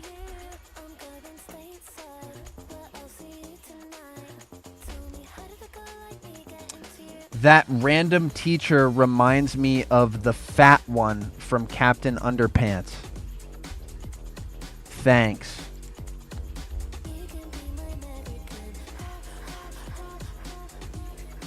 Kai, do you read Yaoi? No. But I know a lot of people that read Yaoi.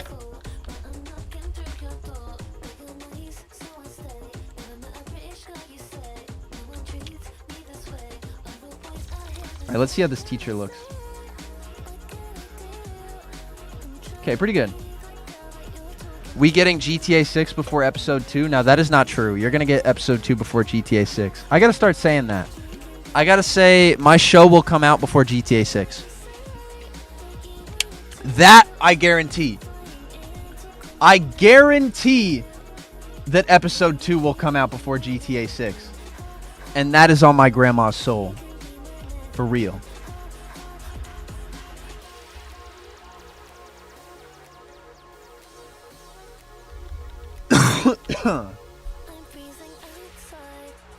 Kai, who is your favorite underrated video game character? Oh god.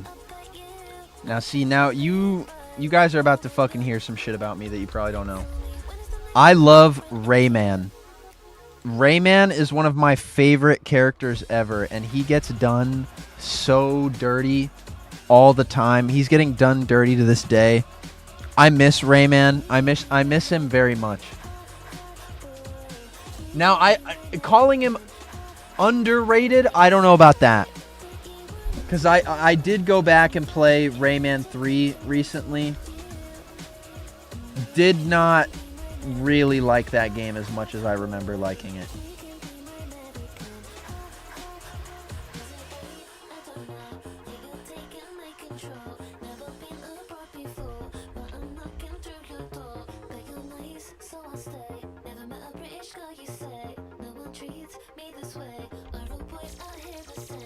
And I find it very hard to replay Rayman 2. Like, that's another thing about Rayman, is that I don't think his games are very replayable, you know? Like, he has some good games, right? But when I finish Rayman 3, and I'm like, I don't know, I just feel like a lot of those games don't have replay value. Like, you beat Rayman 1, for example. I guarantee you're never going to want to play that game again. You play Rayman 2, you're probably going to like the art style, and same goes for Rayman 3. You're probably going to like the art style in Rayman 2, but the combat is a fucking slog. You get to Rayman 3, you might like that one, but you also might not like it. I don't know. I didn't like Rayman 3 as much as I remembered liking it as a kid. And all the other Rayman games that I do like, horrible replay value. Rayman 1, don't ever want to play that game, and I've never beat it in my life because that game is so fucking hard. But Rayman 2, like I said, combat's a slog, don't want to do it. That being said, the newer Rayman games, those are fucking incredible. Rayman Legends, Rayman Origins, those games were really like the prime Rayman games throughout my childhood. And you know what? I'm going to put a Rayman hoodie on this kid. Fuck it. Fuck it.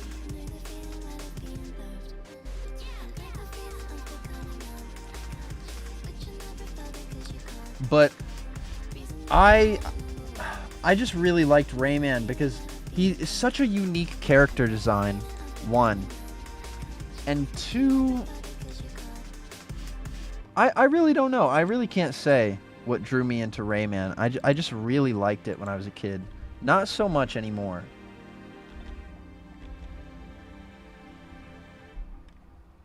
I miss him, though. I wish he would get another game.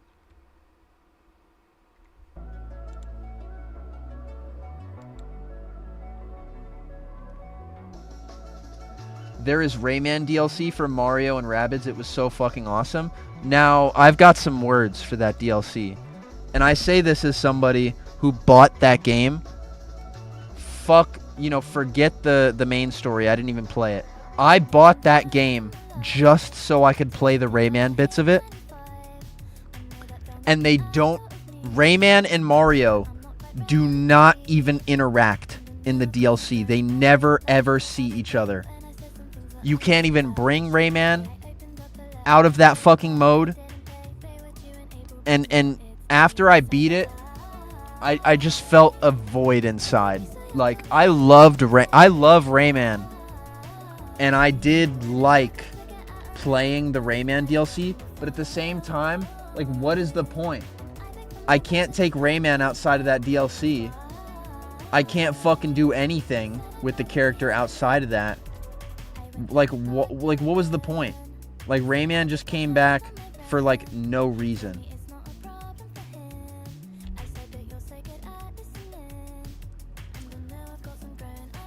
Really? Rayman and Mario don't talk? Nope. They never meet each other in that DLC. They don't even look at like, they're not even in the same room together. Mario does not even appear in the DLC. And I fucking suspect that Nintendo is responsible for this. Because who the fuck else would fucking say, nah, Mario can't be here.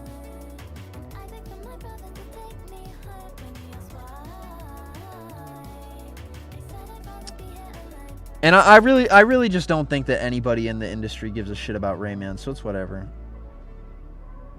I've grown past Rayman. I don't really care anymore. I used to give a shit when I was a kid. I used to give a big shit. I really wanted him in Smash. I still kind of do. But now it's just like whatever, man. Like Rayman, you know, like I remember that they did a Rayman re-release. You know, they re-released the first ever Rayman. And I was just like, okay. I bought it, but that was it. Mario Top? No, this is actually Calvin from Calvin and Hobbes. I gotta squeeze another reference in there. There you go. Alright, we've got Rayman, Dragon Ball Z, and Calvin from Calvin and Hobbes.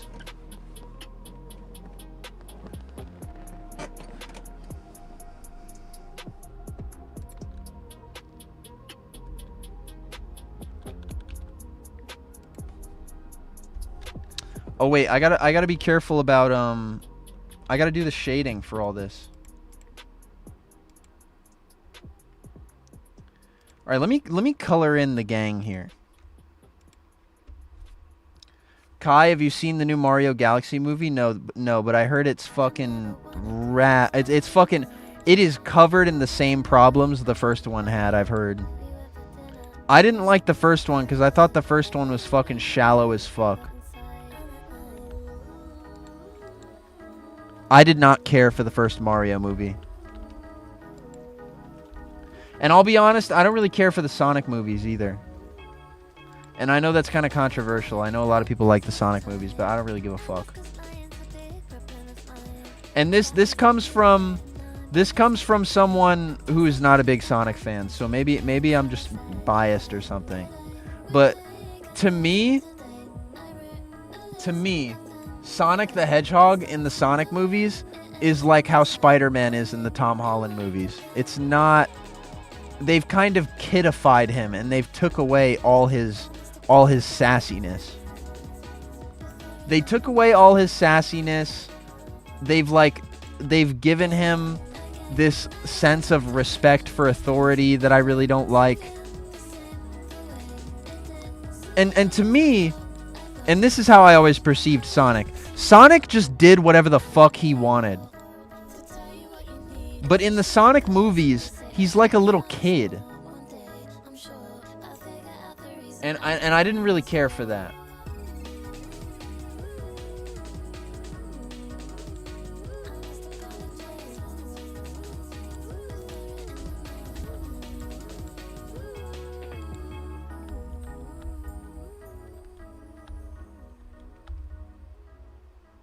Are you excited for Brand New Day? No, I hate Spider-Man. Why would I be excited for Spider-Man? I hate Spider-Man. Duh. Who likes Spider-Man? Kai, will you watch The Amazing Digital Circus in theaters? Nah. I don't really care for that either. I haven't seen a single thing of it.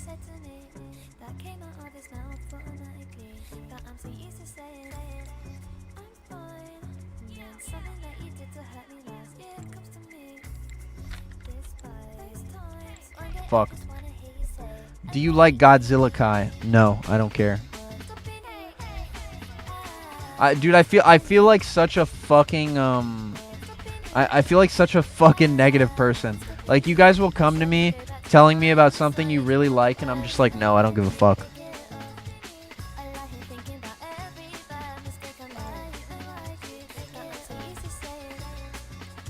Kai, why is Miles so bad?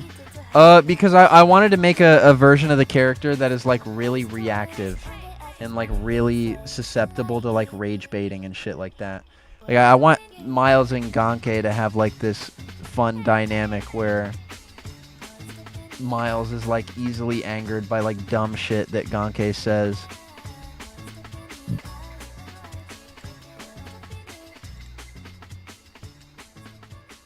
But it's nothing serious, you know? Like, they're just kids.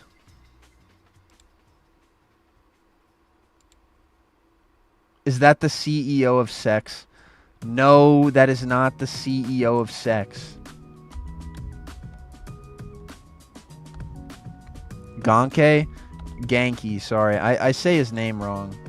That was because I read the comics when I was a kid and I never learned how to properly pronounce it, so I just said it however I felt like it. You mean Genki?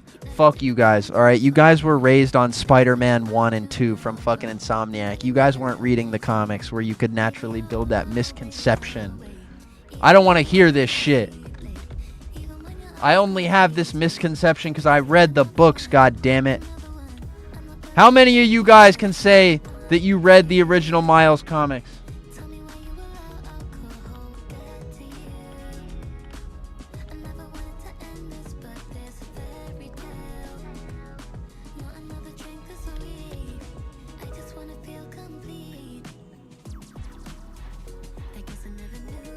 See, a lot of you guys are saying what to the concept of reading. That just proves everything I need to know.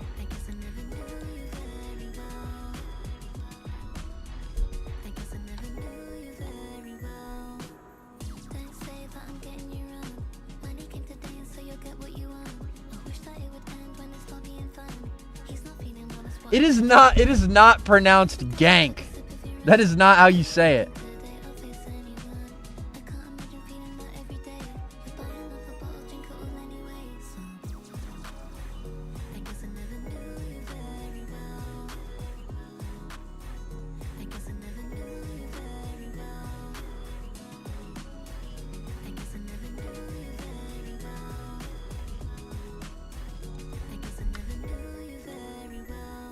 Did you hear about the Marvel Studio layoffs? Yeah, I did. Fuck, I just heard Mullet Man Comics and fucking Alex Lennon talking about it. I just hate these companies, man. I hate these big fucking companies. Like, they will never, ever, ever fucking learn. You know, like, they do all this shit, and they act like their shit doesn't stink. And like, I hate that shit. Like, they'll come out next week like everything is fine. Like, they didn't just fucking rob a bunch of talented people of their jobs.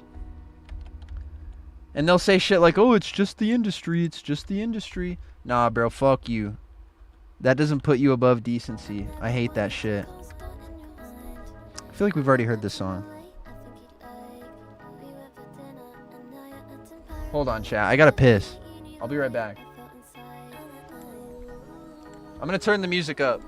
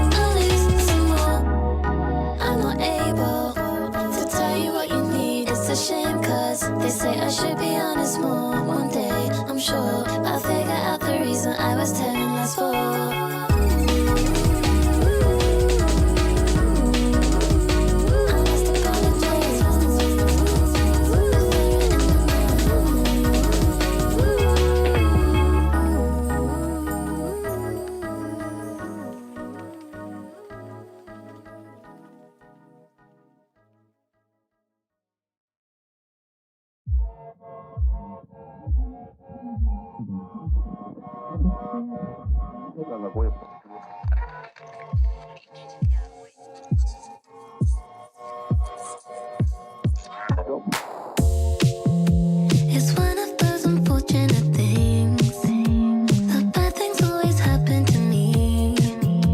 And you don't wanna keep the door open. You wanted to see me full of emotion.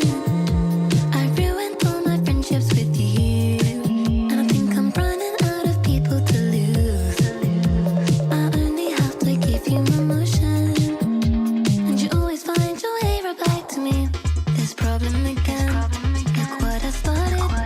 back. See, this is why the fuck I love Pink. Because why the fuck is she singing over some new Super Mario Bros. DS ass music? Who the fuck else would do this shit? No one is doing it like her, bro.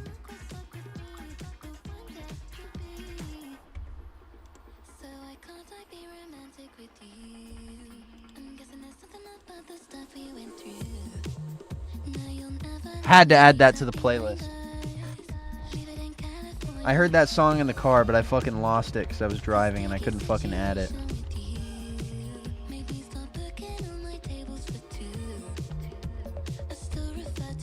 Glaze? You're getting banned, bro. You're getting banned.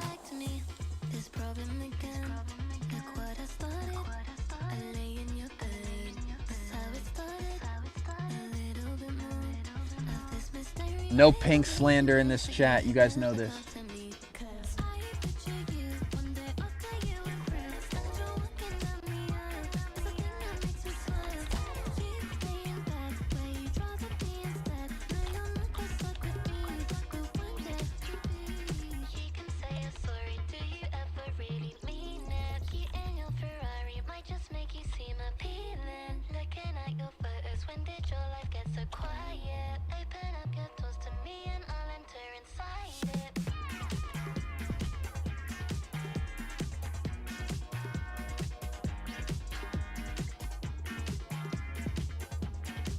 Kai, have you watched Invincible Season 4?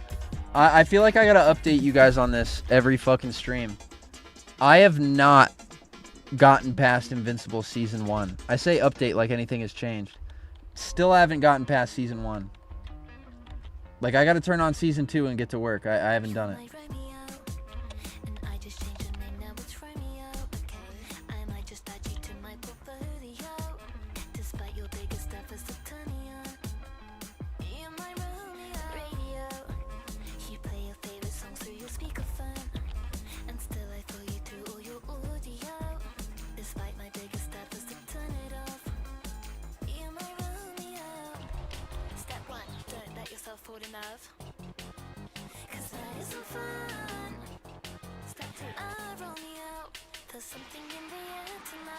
Kai, oh fuck, my bad, chat. I forgot to switch the screen. Alright, we're back.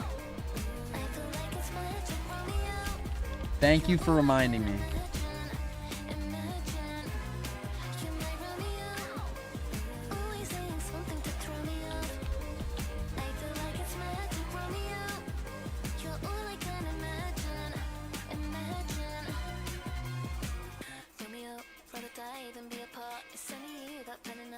Kai, is Spy Dog okay and healthy?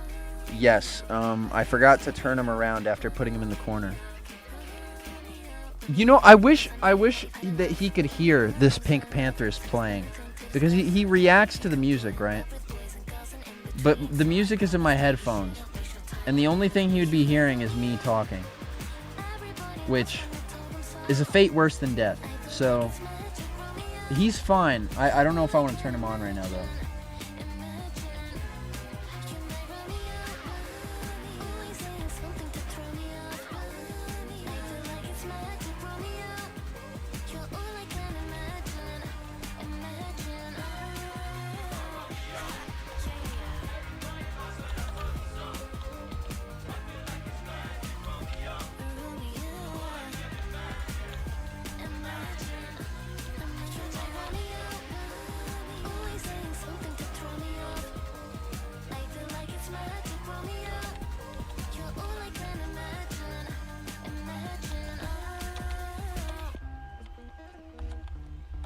Alright, now I gotta fucking animate him in one of his final poses.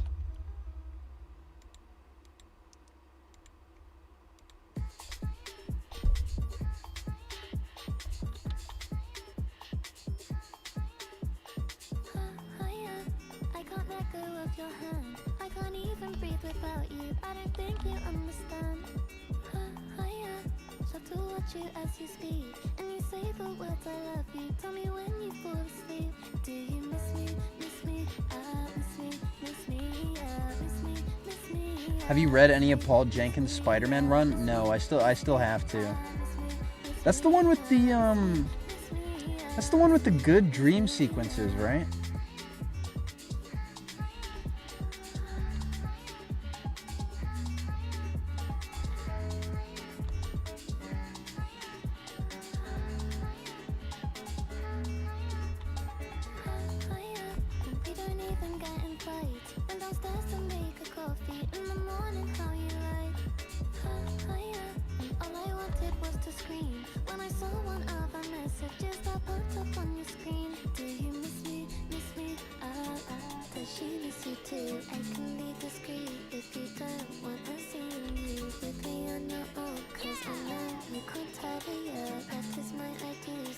Yo, Kai, are you aware of the What If Miles Was Blank comics? Dude, who isn't aware of those fucking comics? Regretfully.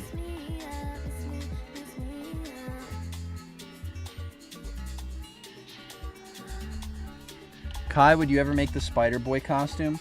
Low-key, I really want to, because I do like his costume, despite, you know, how much you guys in the chat may hate me for it. I do like his suit. I wanna make it. It's been on my suit hit list for a little bit, which is a real thing, like, I'm not kidding. Like, I've got TASM 1, 2, Homecoming, Ben Reilly, the Rival suit, the Advanced suit, the Gwen suit, all with big fat X's over them. That's my hit list.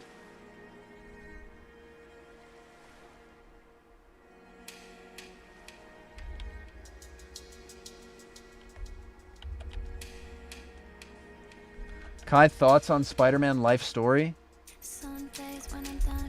I've seen a lot of people recommend it to people who want to get into Spider-Man comics. Not a good idea. I saw a tweet about it that like really summarized how I feel about people's, you know, comic recommendations for Spider-Man. And it was like this. It was like, oh, you should recommend somebody like Spider-Man Blue, Spider-Man Life Story. And the person responded to the tweet saying, these are the comics to show someone if you want them to reply, okay, that was pretty cool, and then never pick up another Spider-Man comic again.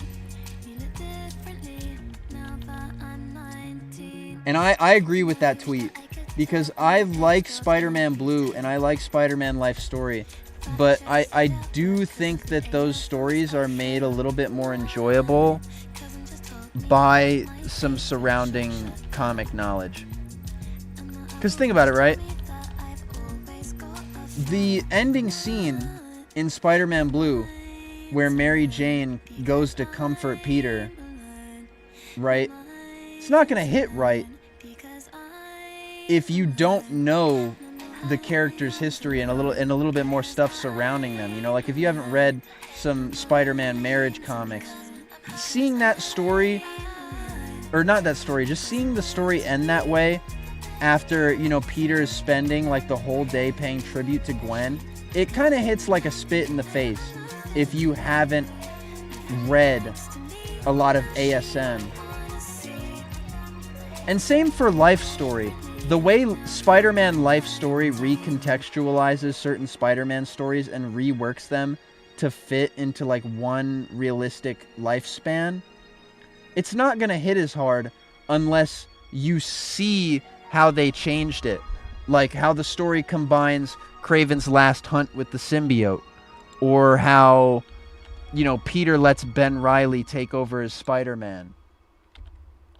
Just doesn't hit as hard without the surrounding context. Honestly, I think if you want to put people on to reading Spider-Man comics,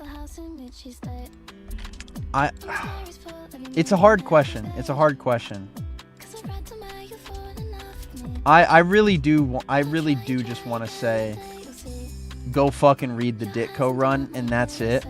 But I do think the Ditko run will lose a lot of people. And I also don't want to recommend Ultimate Spider-Man to a new reader, because Ultimate Spider-Man is great and all, but I think it's going to build up some really big misconceptions about a lot of Spider-Man's side cast.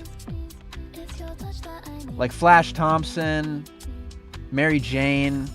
Like, those are characters that are changed very much by the Ultimate Universe. And I think if you just show someone who's never read Spider-Man, Ultimate Spider-Man, they're going to build up some misconceptions that are going to be hard to wipe away.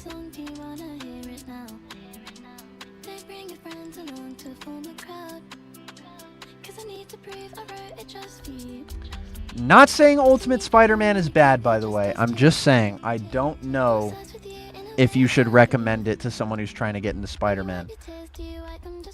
I'd recommend... You know what? I changed my mind. I know what to recommend to a new Spider-Man reader. Spider-Man Parallel Lives. That's a great one. That's a great one to show somebody. Alright, if you know anybody that is looking to get into Spider-Man comics, show them Spider-Man Parallel Lives.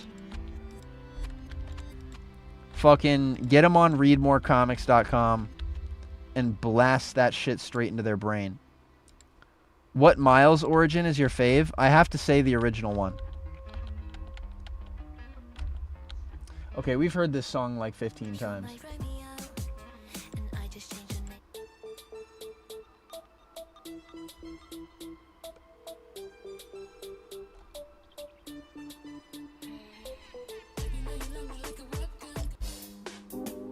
This stream is gonna get fucking taken down. I just know it. Yeah, what Miles origin is your fave?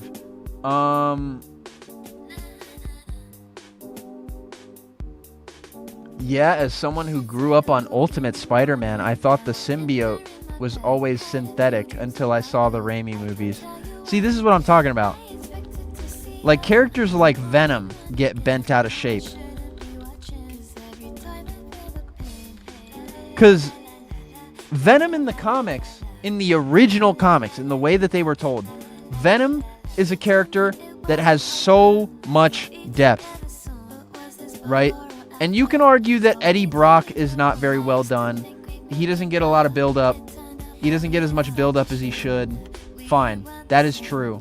But Venom is still a great character outside of Eddie Brock. You know, you get to see the symbiote like truly love and appreciate Spider-Man and watch that love turn into a burning resentment. And then you get to see Venom slowly realize how flawed of a person he is, and then grow and change into becoming a hero that can actually work with Spider-Man. Venom in the Ultimate comics just gets fucked. He just gets fucked and then it's over.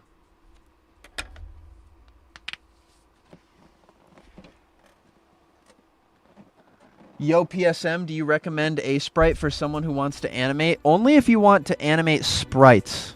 I would not recommend animating in 1280 by 720 on A-Sprite. I would tell you not to.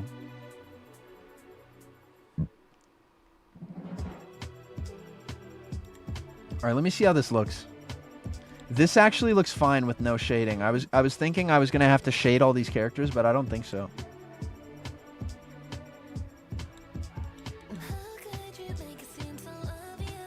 How old is Miles here? I want to say he's around 10 years old. What the fuck is that? What is that? What is this? I keep seeing a thingy. Should have known it was the swinging kid.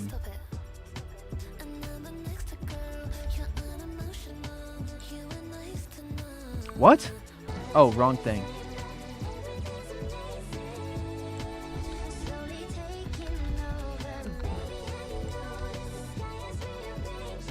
Maybe shade the gang? No, if I shade one group of kids over the others, it's gonna look weird.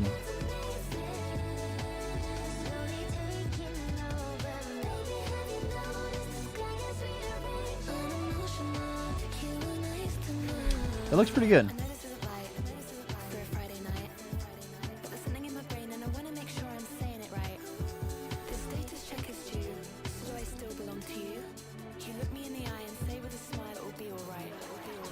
Kai, do you mind putting the digital comic link in the chat you were talking about? You know what? In the effort of helping Spider-Man fans read, I got you, bro. I got you. I'm gonna put Spider-Man Parallel Lives in the chat. For everybody in the chat who has no clue what I'm talking about, but they're interested in reading Spider-Man Parallel Lives, check out this link.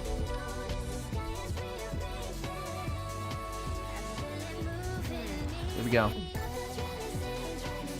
Alright, now I need to animate the fucking car flying by.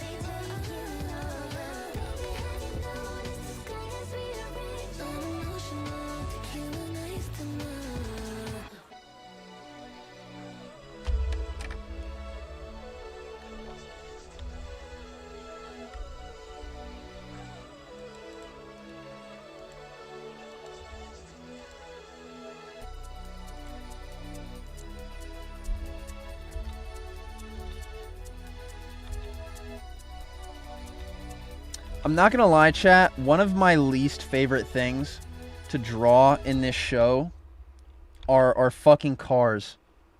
I hate drawing cars. Oh, wait, chat, you know what I should draw? You know what I should draw? Because I do low-key need to... this could be cool. Because I do have... Hold on, chat. You guys are gonna see. You guys are gonna see in a second.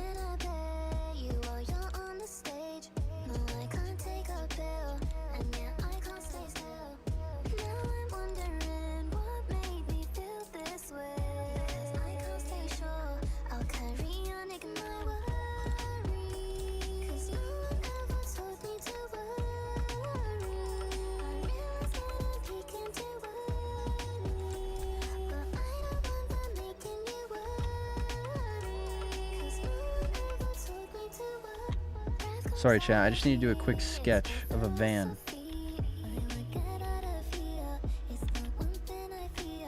But yeah, one of the things I hate drawing in this show are cars. I do not like drawing cars.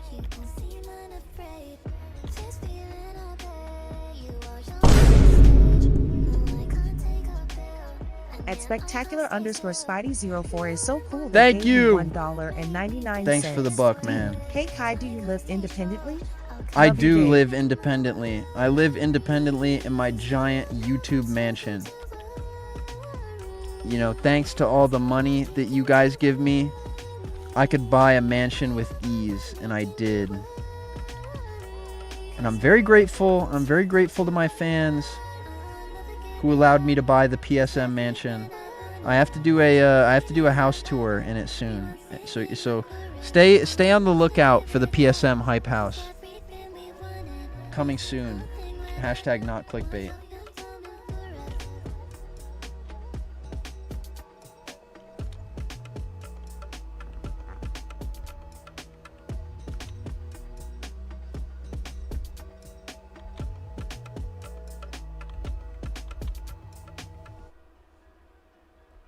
But yeah, chat, I hate drawing fucking cars. It's so fucking annoying to me.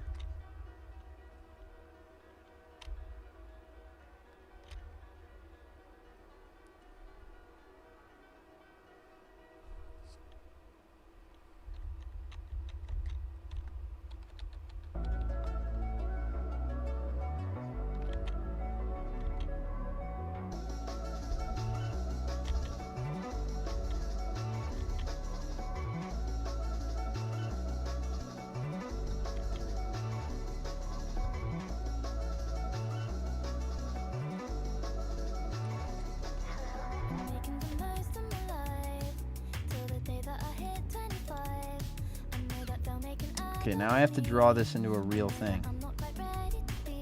Oh wait, let me actually do a little bit more sketching before I finish up.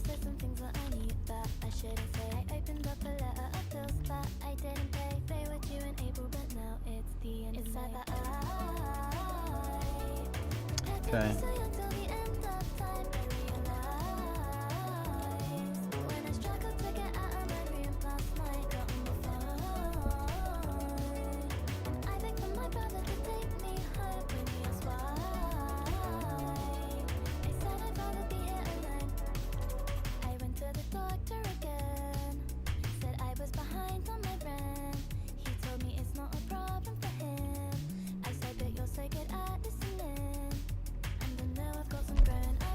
Kai, what is your favorite Resident Evil game, and have you played, if you have played any of them? I've played Resident Evil 2. I beat that game on Leon mode, and I did not finish my Claire playthrough.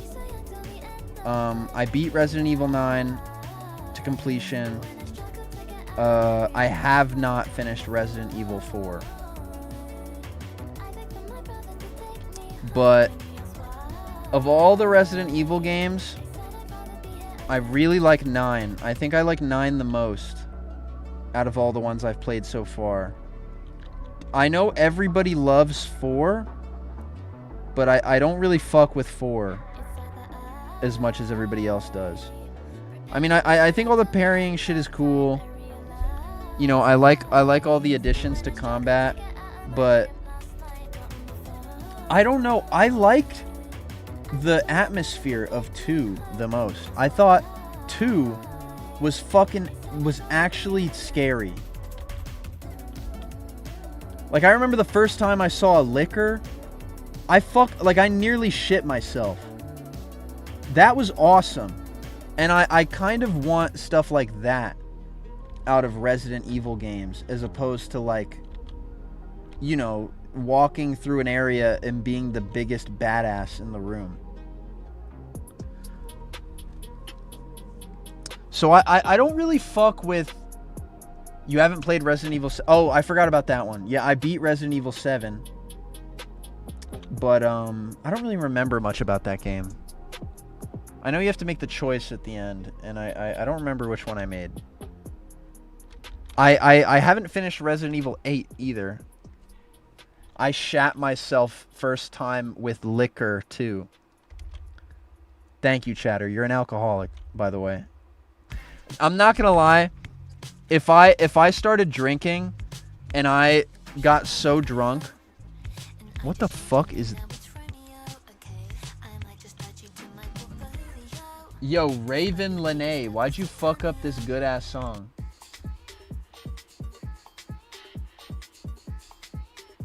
I'm gonna turn the Silent Hill back on. Thank you, Pink. I'm gonna let her get her rest. All right, she's been fucking carrying my stream.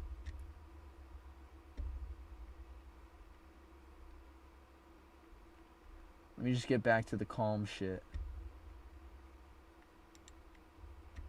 This is ambient video game sleep mix.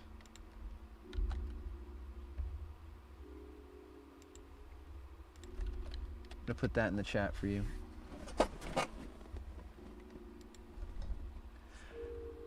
Kai, wait, what was I saying? Oh yeah, if I shit myself after drinking so much, you know, I woke up, you know, if I wake up after getting drunk and there's shit in my pants, I'm quitting, bro. I would never drink again after that. Like, you could not pay me to drink. They'd be like, I'd be at the function, and they'd hand me a drink, and I'd be like, I'm sorry, bro, I can't. And I'd be like, why? Or they'd be like, why? And I'd be like, bro, alcohol makes me shit myself. And that would be the end.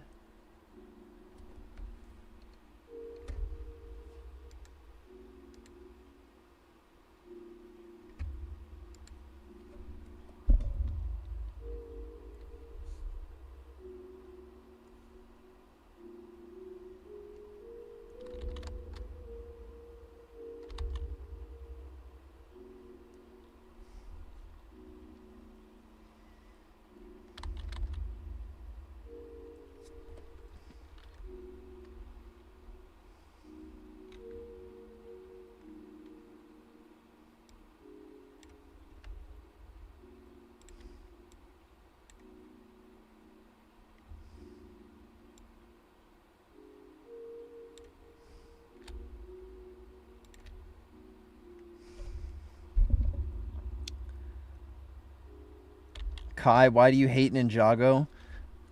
Because I fucking hate Kai from Ninjago, bro. He stole my name.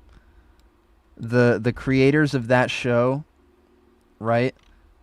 You know, they're searching the logs for new babies that have been born, right? They saw my name, right? They saw Kai, and they thought to themselves, damn, That name is so cool.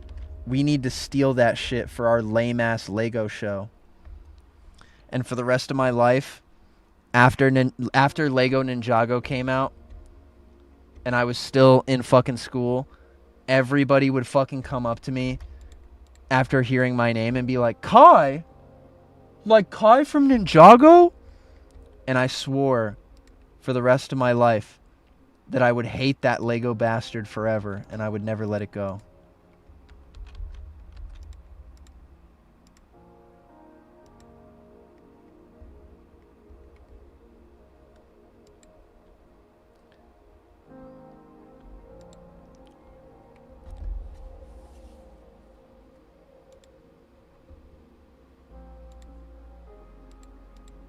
Oh, wait, no, this is a better color. All right, this is a better color for the van.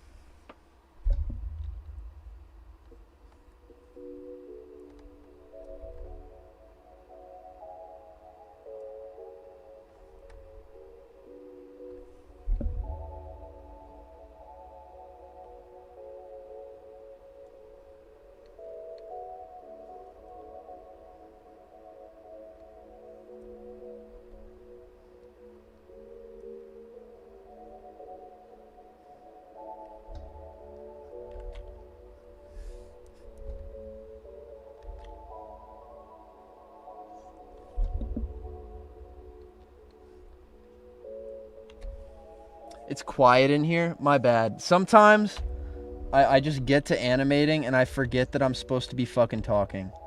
I just lock in. Sorry, chat. I didn't mean to shut you out like that.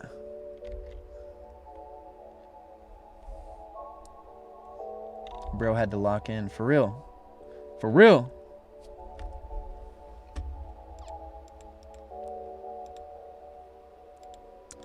Okay.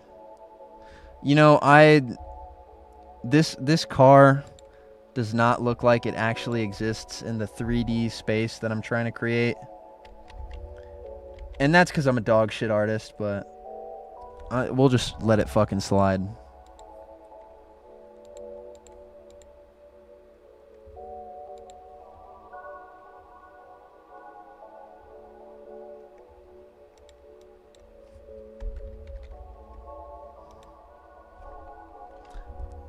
Add a Stan Lee to the van.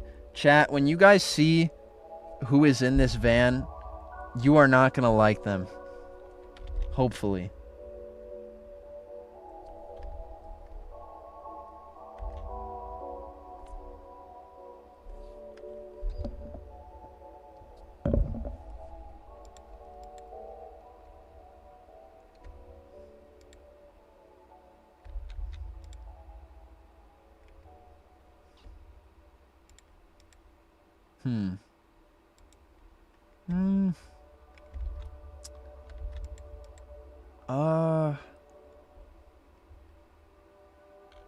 No shot. It's my own mother. All right. I'm just not going to say anything. Here, I'll make it a little obvious for you guys.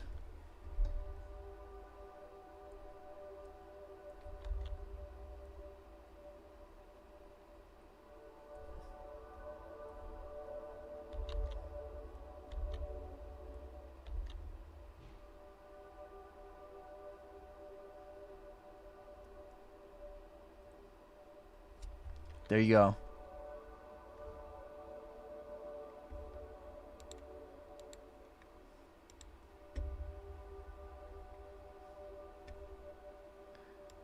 Alright, so now I'm going to have them fucking flying through the school zone. Which is funny to me because... Well, you know, originally I was just going to have it be some random fucking car. But I think it's way funnier if it's ice, because I'm already going to have them in the scene itself, and I think it'd be funny to like foreshadow their arrival before they start speaking. And I can not only can I do a funny joke, but I could also hint on at their obvious like disregard for human life, specifically children. So it's kind of like twisted humor in a way, having them like fucking fly by the school zone at an insane speed.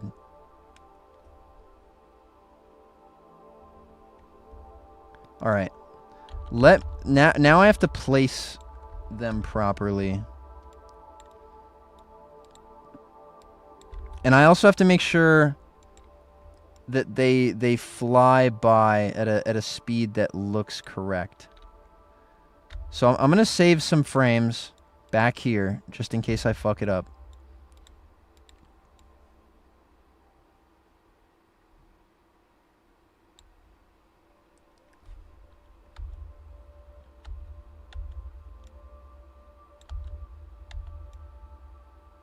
And they drive through the bike lane too, which is part of the joke for me.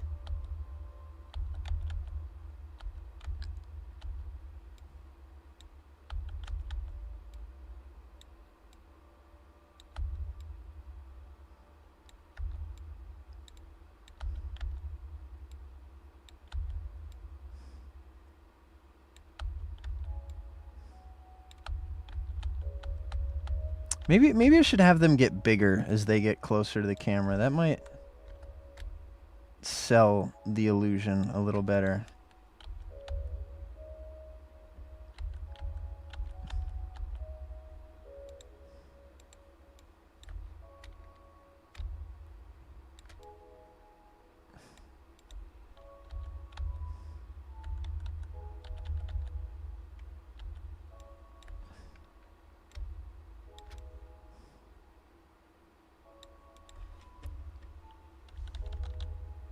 All right, let's see how that looks. I don't know. Something about that just looks iffy. Maybe there's too much movement.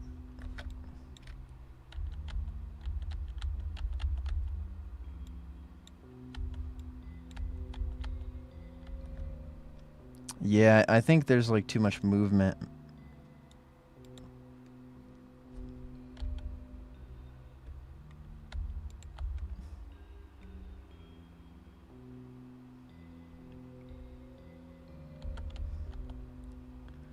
Will Spider-Man put ice into fucking prison camps? Bro, if Spider-Man was doing that, he would be just as bad as the fucking ice agents are.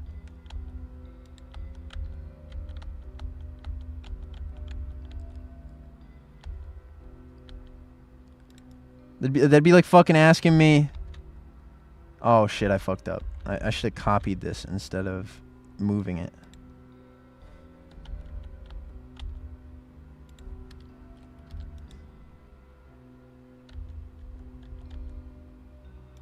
Maybe I just need one frame.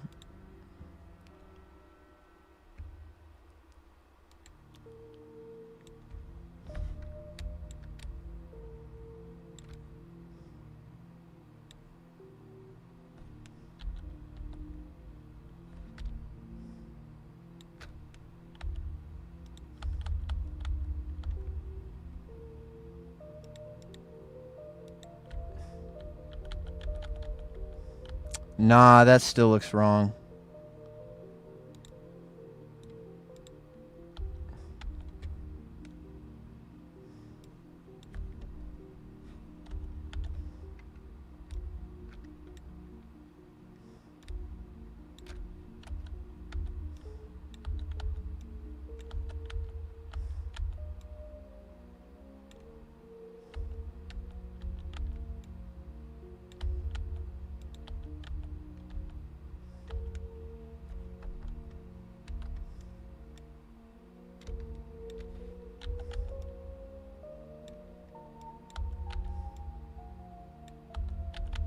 All right, let me see how that looks.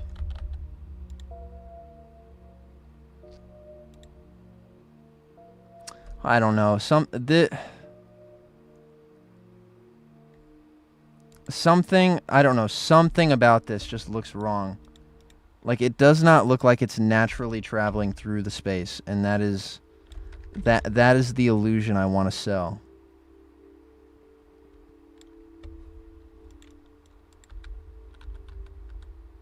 All right, let's restart. Let's restart.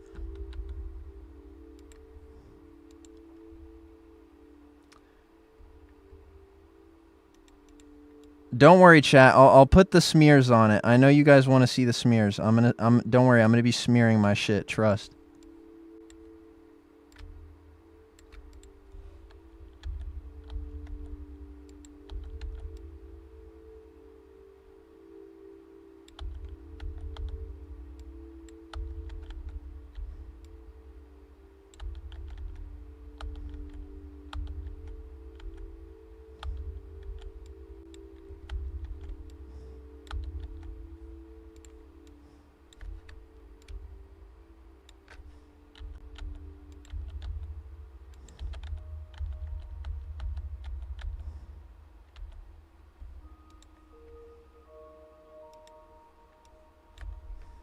PSM, that's crass.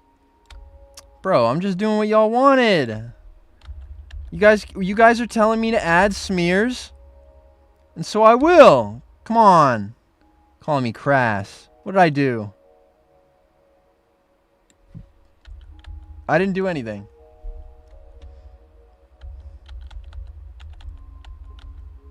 Oh, see, now they're kind of like driving up on the sidewalk. I don't know if I want that.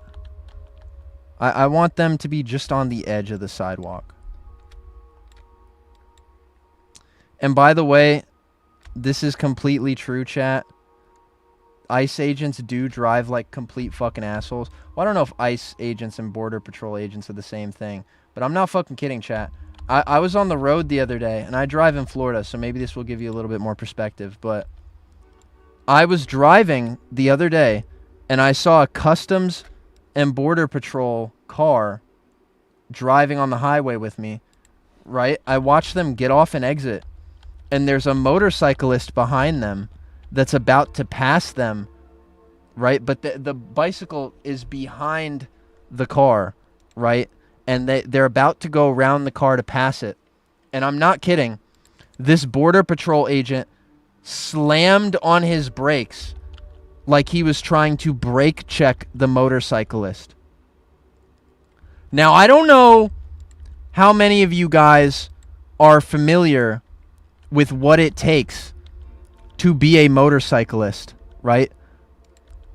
But every fucking person who gets on a motorcycle and goes out on the road, they are at way more risk of dying than any other person in a fucking car. Right? If you get in an accident on a motorcycle, 50% of the time, you're going to die. You're going to get crushed. You're going to get limbs ripped off. Horrible shit. And I saw that Border Patrol agent try to brake check that motorcyclist. And thank God the dude went around him and actually fucking made it out of the way. But I'm not kidding. I saw that government vehicle try to kill a man. And there was like nothing I could do about it. Because I was still on the highway. They're on the exit getting off. Just nothing I could do about it. And that was the kind of evil, you know, just seeing that kind of evil out in the world right in front of me filled me with like an undescribable anger that I just won't leave me, bro. Because, like, how could you do that? I get people on the road can make you mad, but how can you show that much disregard for human life that you would actively put another human being that you don't even know, you would actively risk their life just because you were mad or you were, like, slightly peeved by something they were doing? It's fucking disgusting.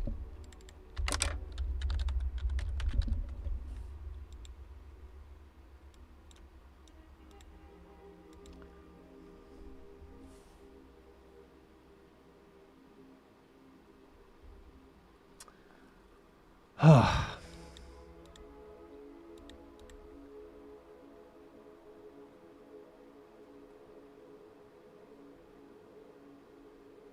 I'm going to add my smears.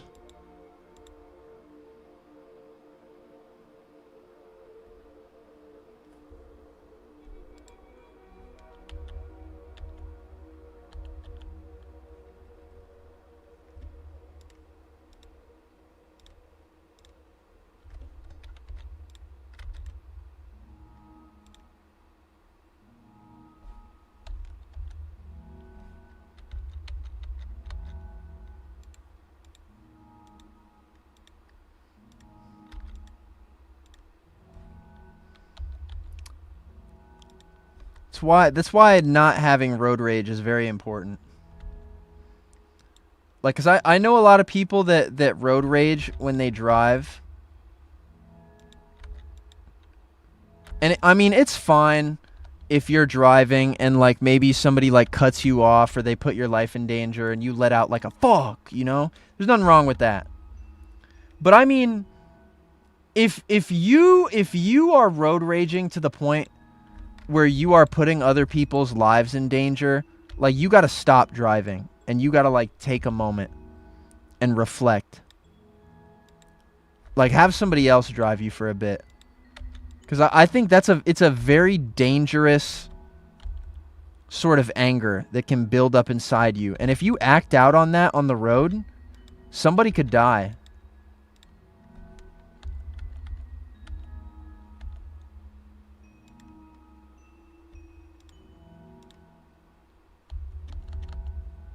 All right, doo-doo smear.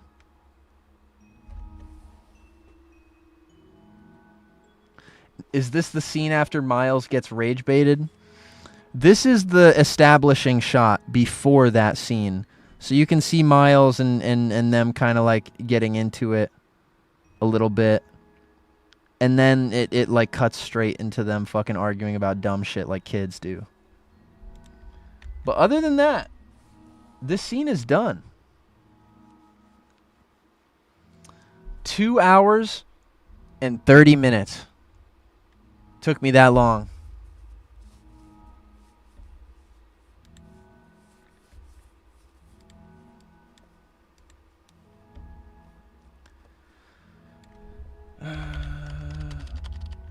Final. Here we go. Final shot. Final version of the shot, not the final shot. Don't let me get everyone too excited for no reason. All right, now I just need to export this in all the appropriate places.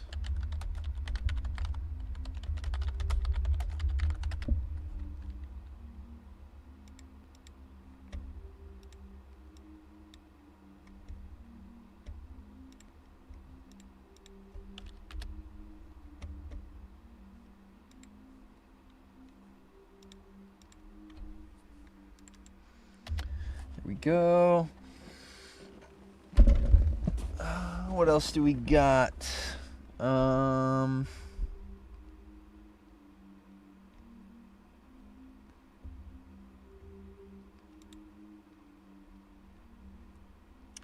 See, now I'm just mindlessly scrolling through my own Discord server.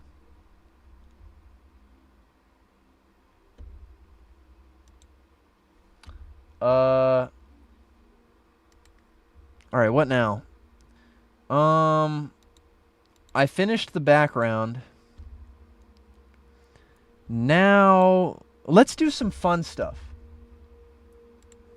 So, for this shot, all right, we have a crazy man pointing a gun at an old lady, and he gets yoinked into the sky. So, I'm thinking we'll do some, you know, quivering on the old lady, you know, show that she's scared. And then do another quivering shot on this guy, and then he gets yanked up. Not too much work. So, let's do old lady.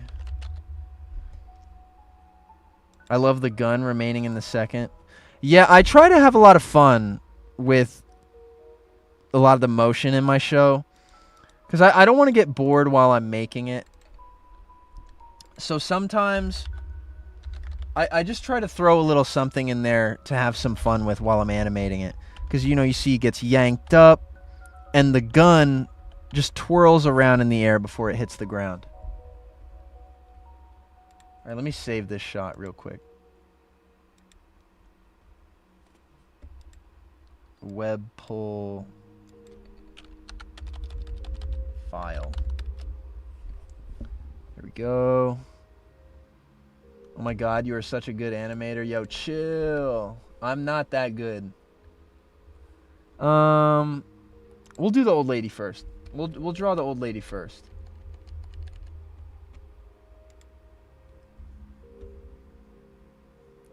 This should be easy.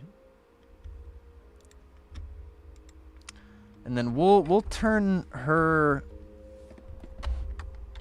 brush strokes up to 4 or maybe 5 just because she's really close to the camera.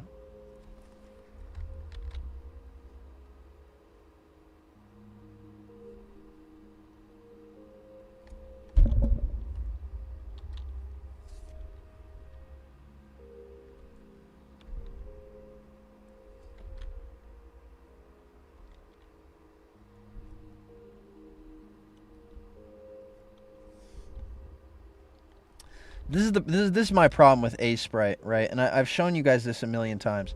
Whenever I want to do a clean line, I have to be so close to the canvas, or else this happens, right? I'm gonna get very far away. I'm gonna make a brush stroke. Look at how unfucking smooth that is. Like, how am I supposed to fucking draw at a distance? And this happens even with the camera like halfway zoomed out. Like, look at how messy that is compared to my close-up lines. Oh, here we go. Hey Kai, what program are you using to animate? I use Sprite, and I was just telling you why I don't recommend it for the kind of animation I do.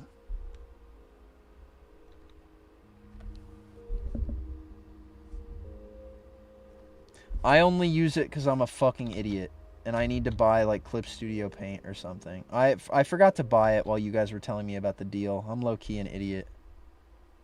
Not even low-key. High-key. All the keys.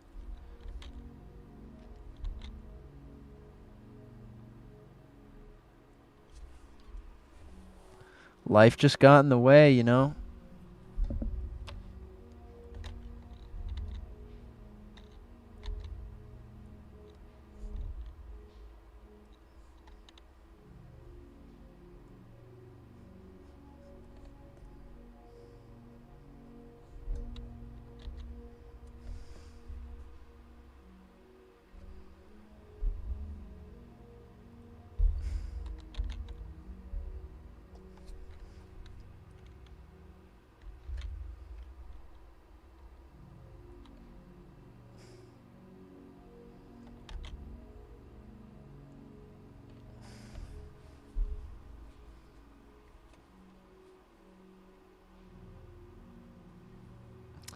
I use Sprite a good amount too, and I tell you to listen to Kai. Well, clearly you did not listen to me. Clearly you did not listen to me if you use Sprite.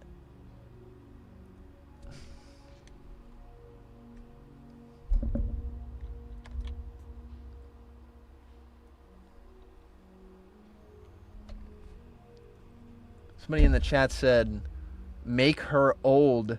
Yeah, ah ha ha ha ha ha ha ha. This person is having a gay old time,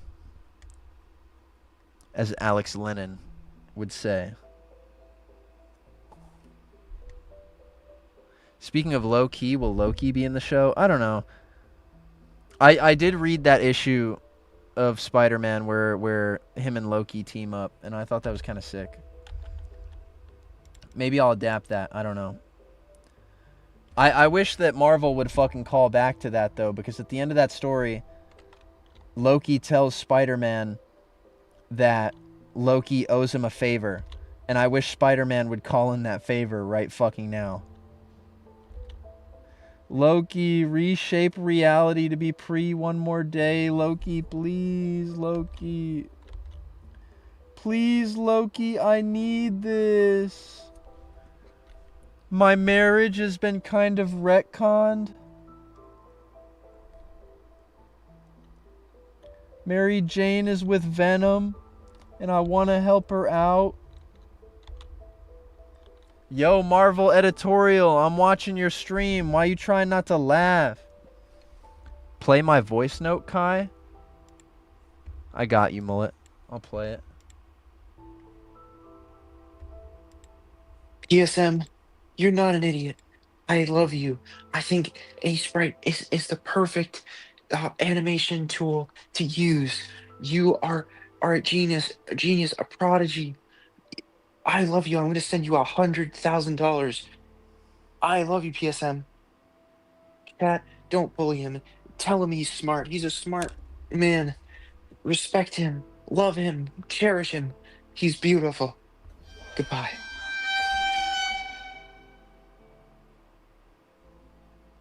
Thank you, Mullet Man Comics. That was fucking incredible.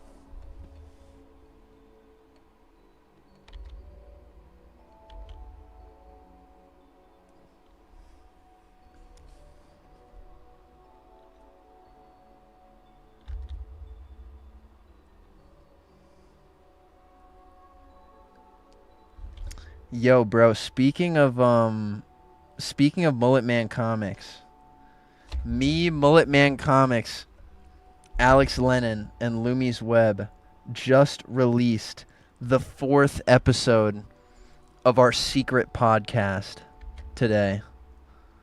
It's very epic.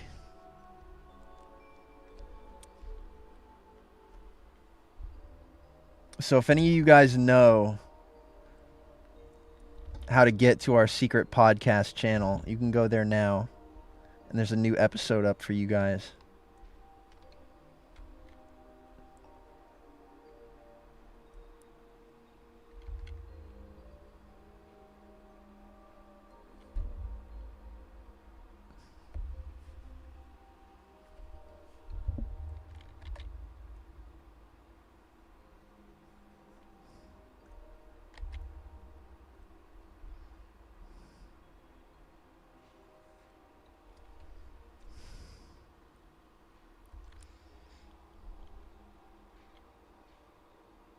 It's not a joke, by the way. There is really a secret podcast.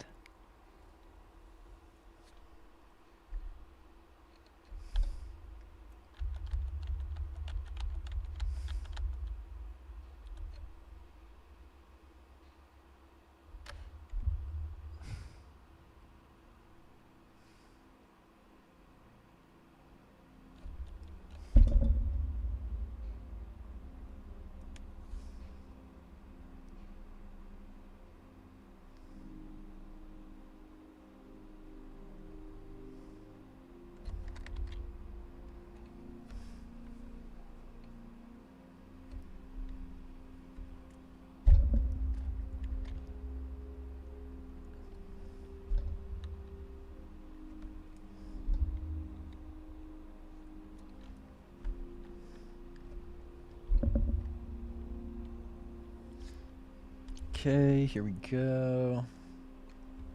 And maybe I'll just add like a tear in the grandma's eye, just to give her a little bit more humanity.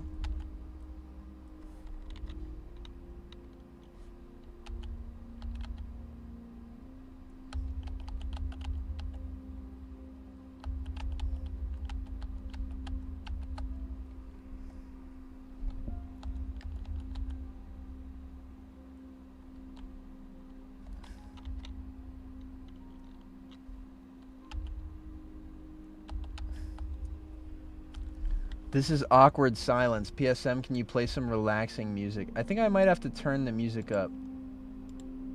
Maybe it's too quiet. Can you guys hear it now?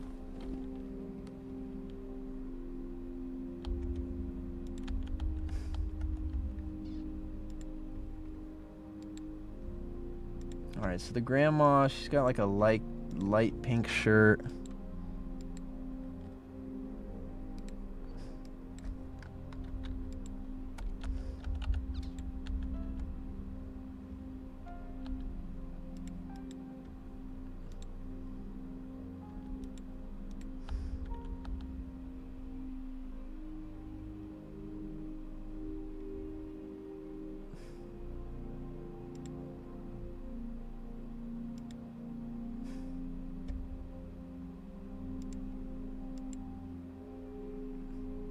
We need a proper Ultimate Spider-Man show with the same vibe as the Invincible show. Absolutely not. I think if any Spider-Man thing deserves the Invincible treatment, it's the original comic run. I think anything else would just be a waste of time.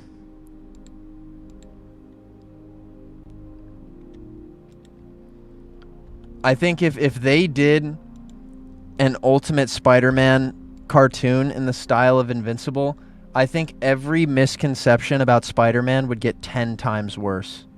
Get 10 times worse.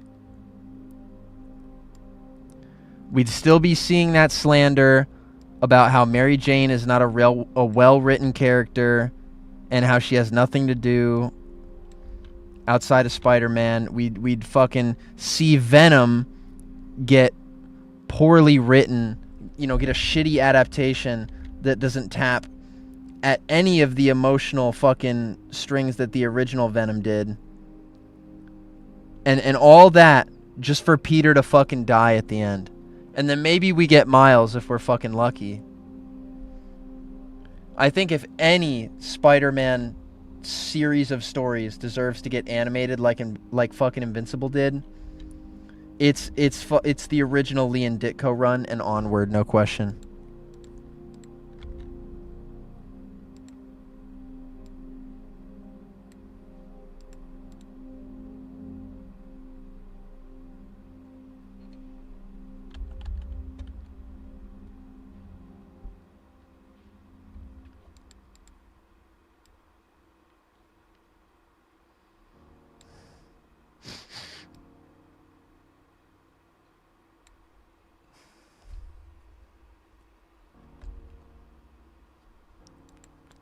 I respectfully disagree.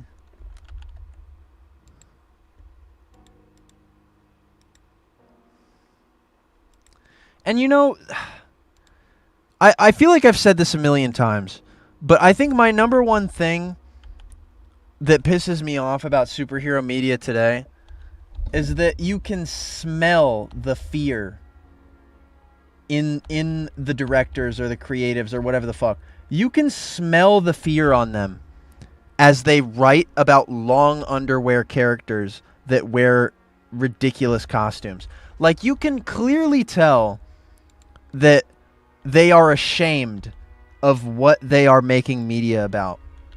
Spider-Man is one of those few characters that don't get affected by this embarrassment. There is some, but it's not as bad as with other characters, right? Like, I'm talking about the shit where, like, in the Netflix shows, a lot of the time, they would feel the need to make fun of a lot of the original costumes or just completely disregard them. Or they would change Miss Marvel's powers, right? So that she has, like, these glowy, fucking galactic looking powers, right? And the cope at the time was that, oh, it's just so Mr. Fantastic looks more original. It's just so Mr. Fantastic looks more original. But you watch Fantastic Four First Steps, barely even stretches in that movie. He barely does anything with his powers in that fucking movie. You can count on your fingers the amount of times he uses his stretching powers in that movie. Barely at all, right? And that fear, right, that embarrassment to be making media about comic book characters. It's all over the place. It's in how they adapt them. It's how they design them visually. I think it's why they put so many fucking lines all over the characters. It's because they are begging you to associate even a crumb of realism to what they're doing. Like they're not fucking writing about these obviously fantastical characters.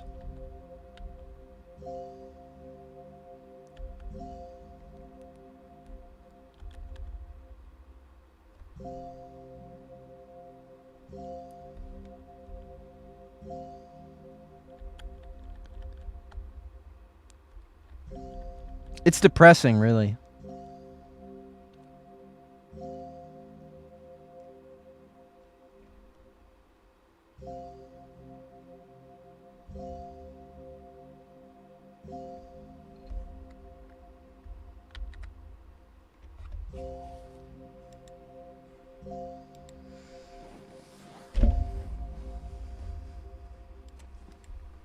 They do the same thing to Batman too.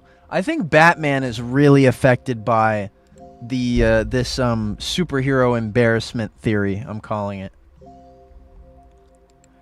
Cuz I mean, take Batman for example, right?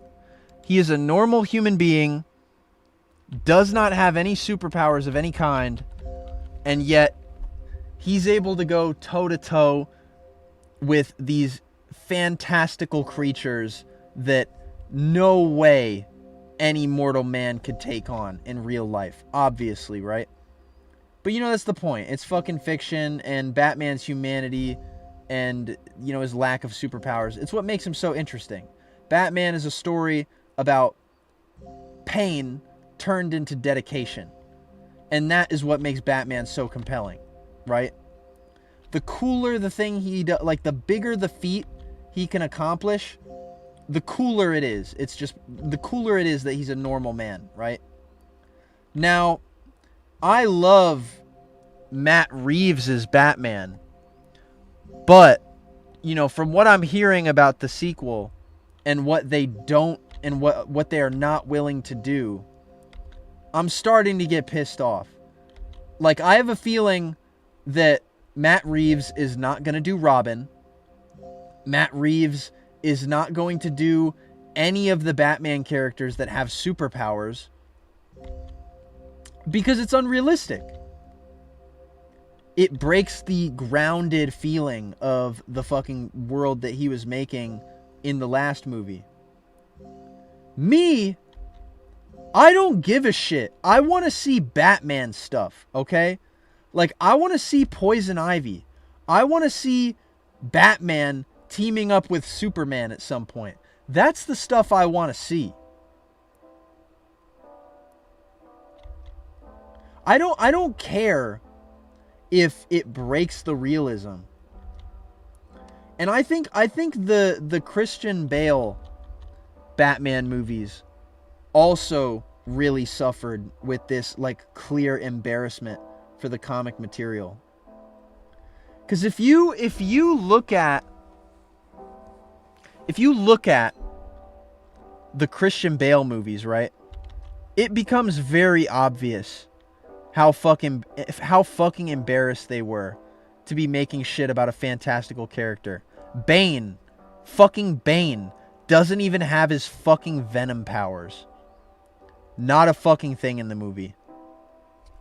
So ass. Realism is the curse of superhero projects? Absolutely. I think, you know, trying to be realistic is one of the worst things you can do for any fucking superhero piece of media. I think as someone who is adapting comic books, I would rather people say, "Oh, I don't like this bit because it feels kind of unrealistic." I would rather do that than try to fix it with realism myself. Because at least if people were criticizing the unrealisticness of whatever thing I do, it would be criticism that could be directed at the original story. Like, if they don't like that fucking, I don't know, I'm trying to think of something. I don't know. If they were complaining about something that's pulled right from the comic book, at least they would actually be levying criticism at the comic book, as opposed to something that's a watered down joke imitation of a comic. Right? Like if Marvel started doing super comic accurate everything, and everybody was like, bro, this is so weird. I don't like this. I don't like that. At least people would actually be talking about comic books. At least people would actually be talking about stuff that happens in comic books. You greedy bastard with all the goddamn ads. Chatter, let me show you something. Let me show you something. This is the insert ad button. I could click this at any time and force you to look at an ad. But guess what? I never, ever do. Let me show you something else. Stream settings. Stream settings.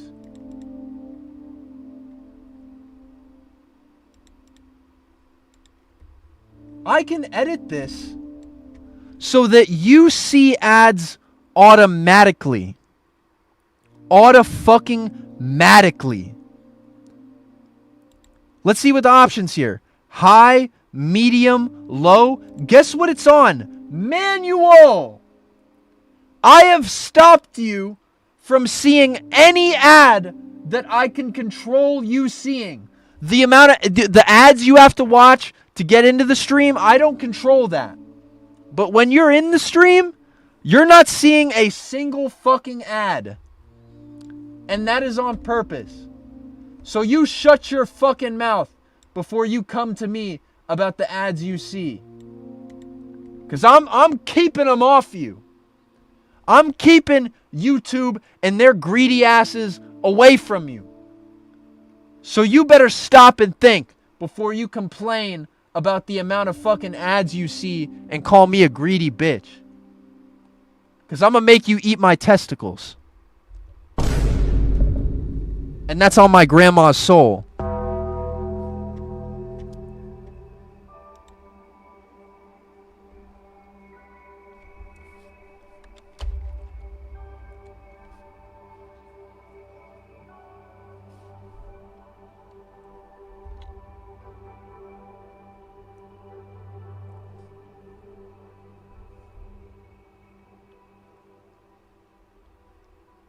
Greedy bastard.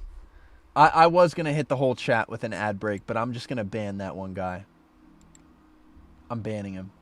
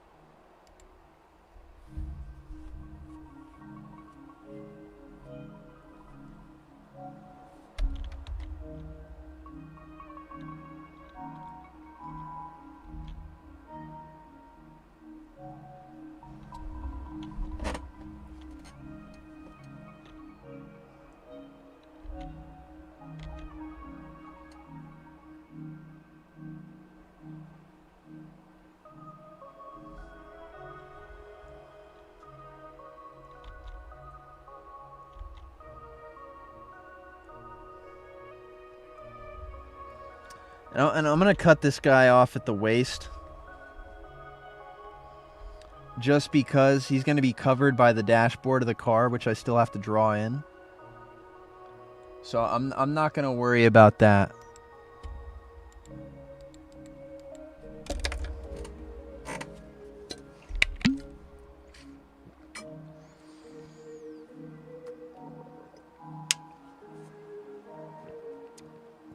Kai, what did you think of the Mythos Spider-Man? Sorry? Hold on, chat. I gotta take out my garbage. I'll be right back. I'll be right back.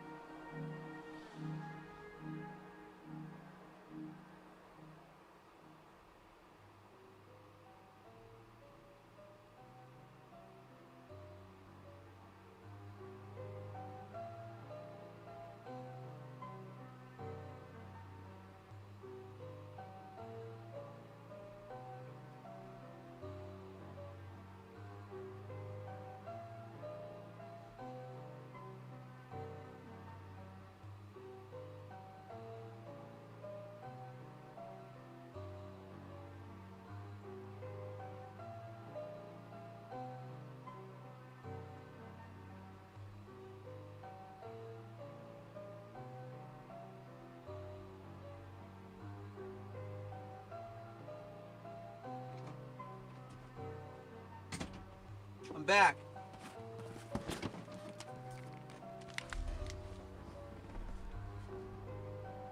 I'm back. Let's get back in the club.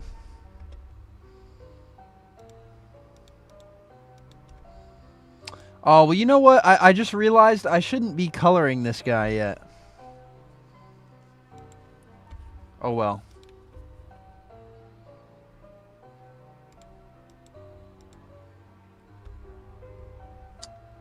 Oh, wait, let me make sure I'm filling him in with the right color, too. I have to pull up a previous frame that he was on.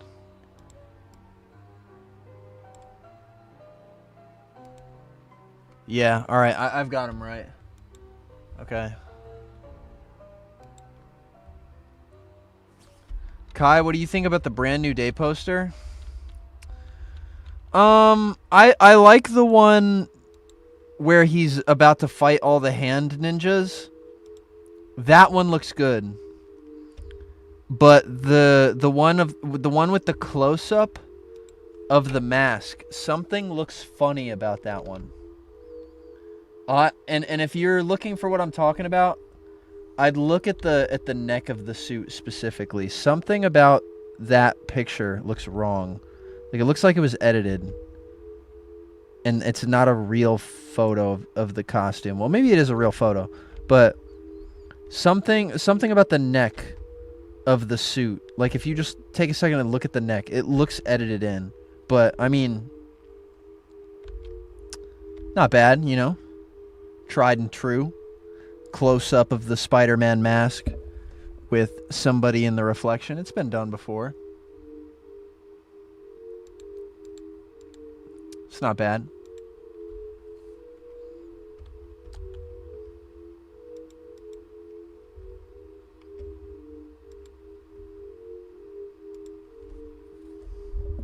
What about the Spider-Verse frames? Yeah, those are looking pretty good.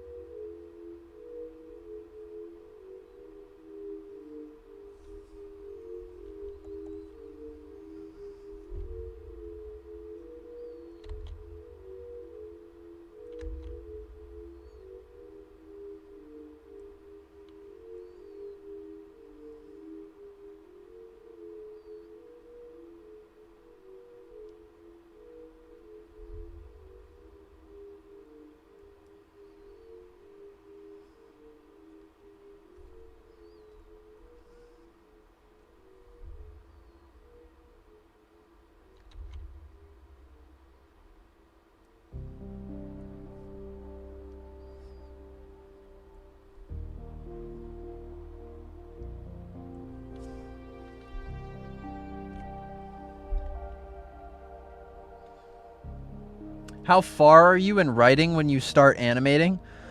So typically I go scene by scene, right? So when I'm writing the episode in full, I have an idea of how it's going to go from start to finish. And I know all the emotional beats I'm going to touch on. You know, I familiarize myself with what I'm going to do with the characters in the episode. And then I'll write a rough draft of every scene, dialogue-wise. Then I'll storyboard it.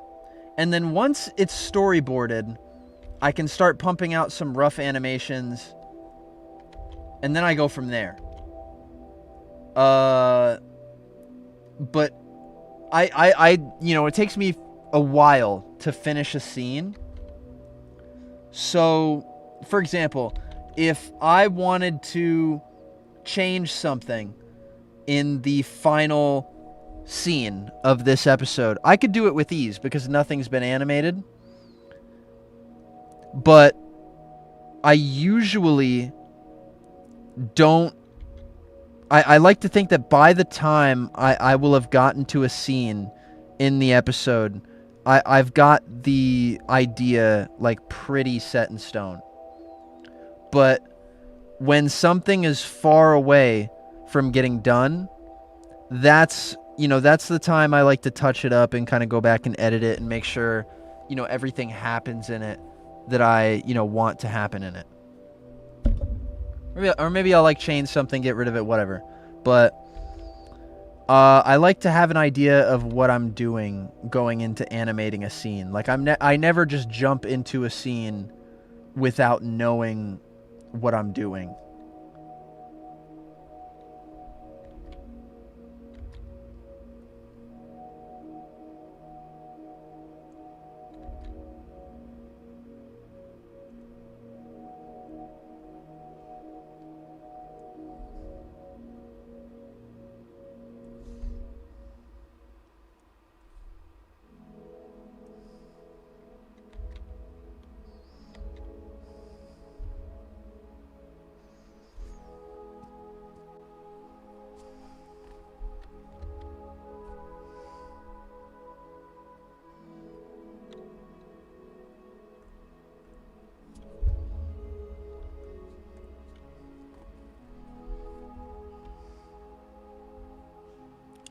Is your version of Miles going to be in his own universe? No, because he's right in front of me. Or not right in front of me, but we literally finished animating him in a shot where he's right in front of the camera earlier. Well, maybe not right in front, but, you know, it's centered in the shot.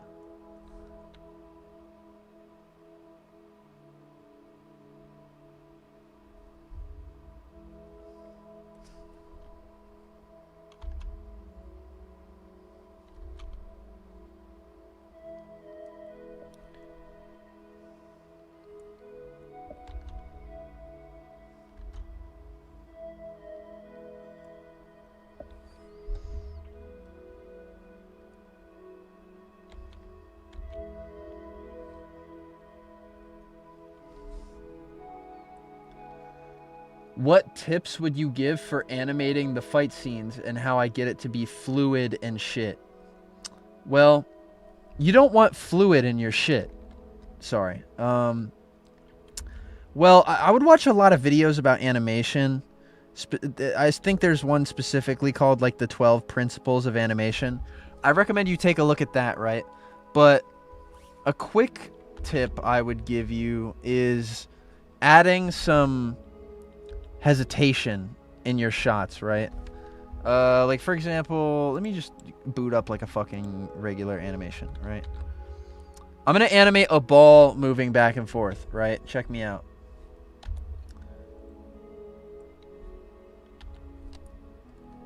Let's see if I can do this correctly and do a decent demonstration without fucking it up. So you have a ball, right? But it's gonna move back and forth.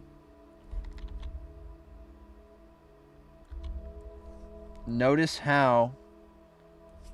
Fuck me. Alright, let me finish doing what I'm doing before I fucking try to instruct anybody on this.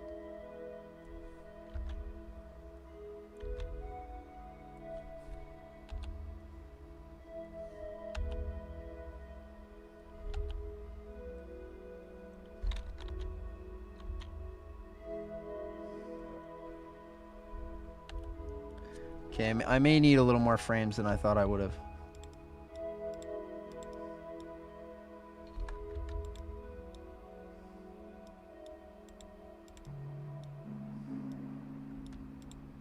Okay.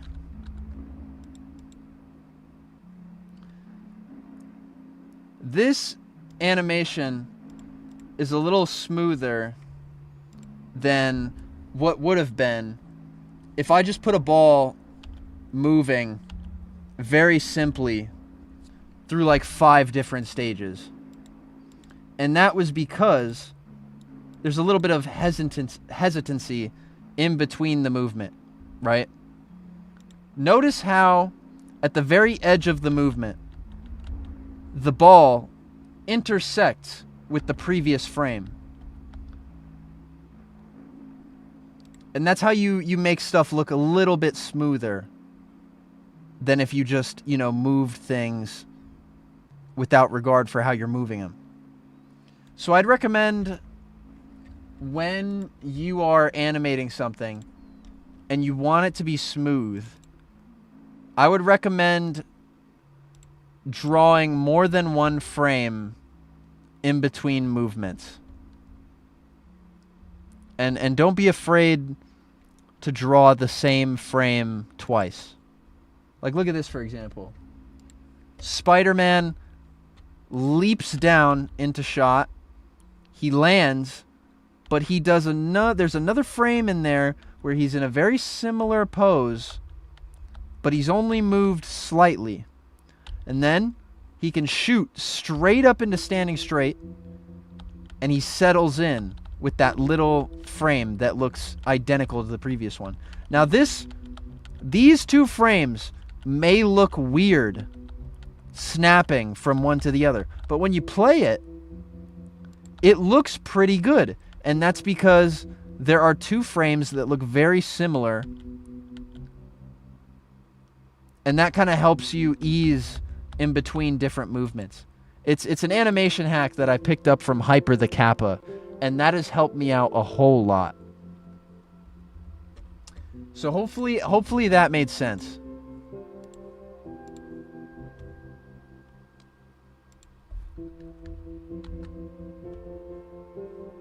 Are you animating with a keyboard and mouse or a tablet? Nah, man, I'm a thug. I'm drawing this shit with my mouse. I'm a fucking animal.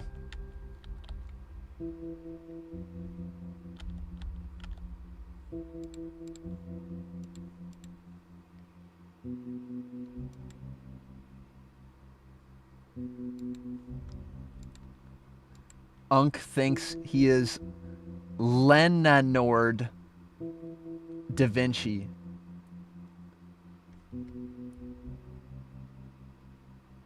Leonard da Vinci? Am I reading this right? Leonard da Vinci.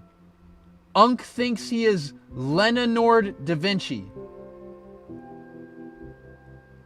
Is it so bad that the kids don't know how to spell? You know what? Never mind. I'm not going to get into this. I'm good.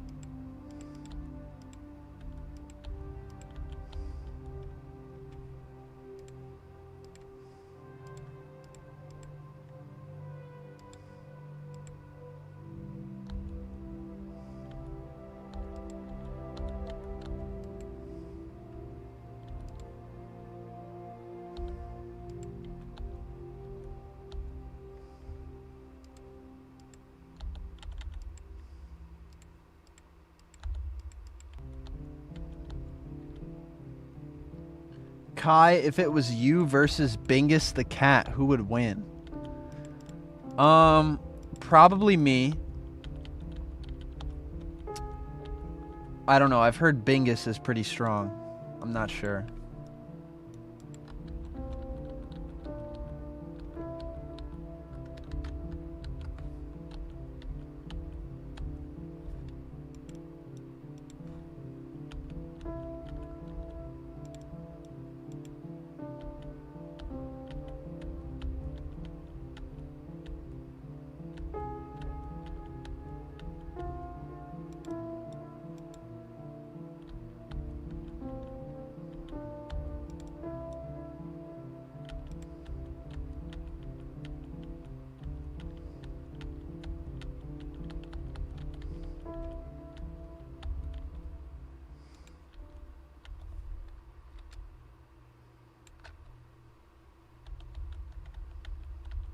Okay, here we go.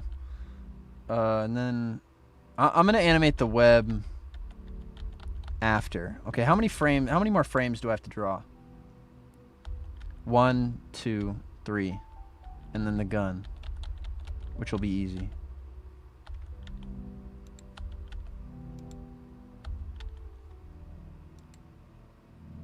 How do you keep the motivation for this project? It seems hard when it isn't your main source of income and just a hobby. That's a good question. Chat, this is the point in the stream where I address how privileged I am, okay? I am very lucky that this fan project is closely tied to my job. I'm a YouTuber. That's how I make money, right? And I will say this right now.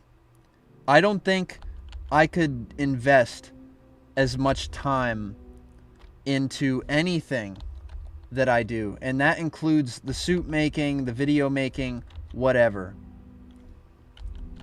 If it wasn't for you guys, you know, always fucking sending me donos, like all that shit. And you know, YouTube sending me checks doesn't hurt. But I am able to do this because it's my job, but it's also kind of my hobby. I get paid for it, and that definitely helps. But pretty much every day I wake up and I think about, okay, what Spider-Man related thing am I going to do today? Am I going to fucking work on my suit? Am I going to make a video? Am I going to read a comic for a video? Or am I going to watch a movie for a video, right? And that's kind of what my day-to-day looks like. And I would not be able to do this if you guys didn't give me the attention I need to stay relevant. You know, like you guys getting in the chat, keeping my concurrent viewer numbers up. I can only do this because you guys allow me to do it. I think if all of you disappeared tomorrow, my Spider-Man show would probably die. It'd be dead, and I would not be able to finish it.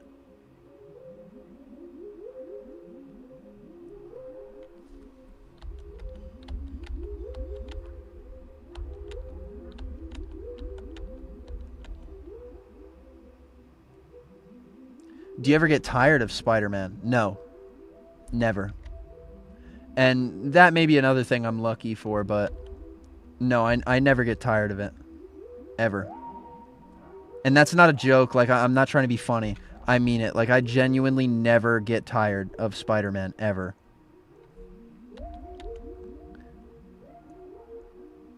Do I get tired of, you know, seeing certain Spider-Man things? Maybe.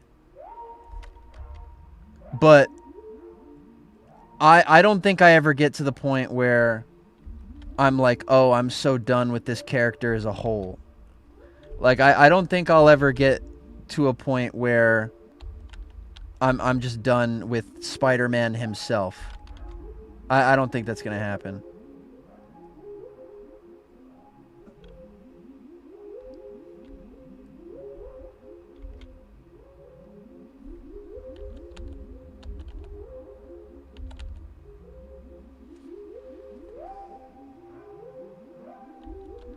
What are your thoughts on the 1977 Spidey suit? It's not my favorite. Somebody asked me about making it the other day. I don't know. I could make other things.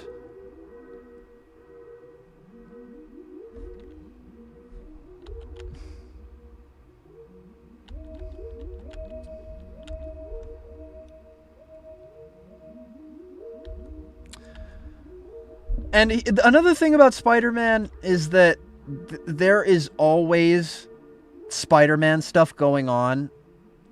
So, you know, it's I've been friends with people who share the same kind of obsession that I do, but it's with like more niche things. And I feel bad for them because though, like other people, they don't have the amount of material that I get to sift through every day, every week, every month, every year. Like some people go years without seeing their favorite character get anything new. And I don't have that problem. Not only because I'm making that stuff myself, but I just don't have that problem because Marvel is like constantly looking for new things to shove down our throat.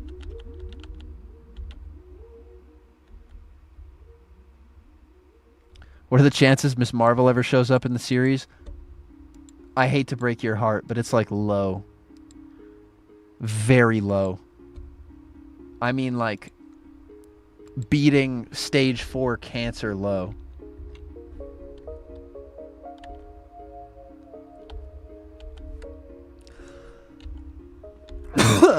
Excuse me.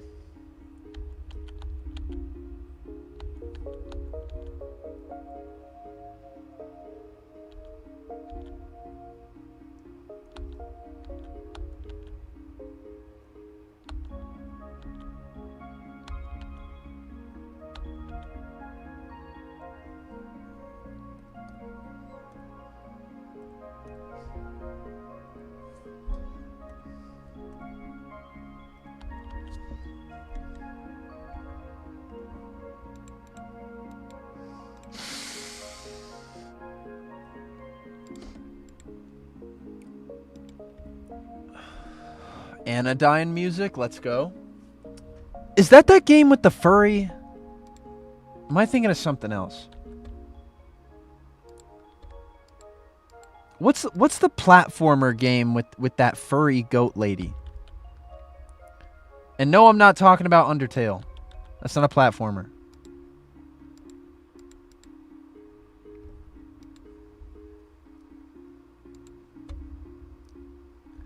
Kai, when are you adapting Superman and or General Zod?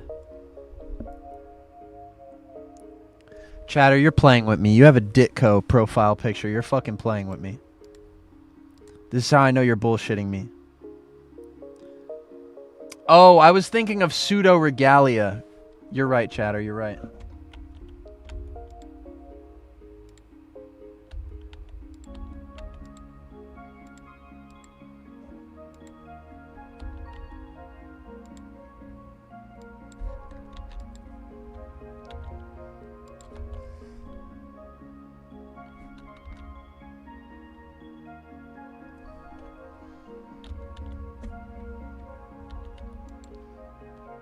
And he's got the basic blue pants.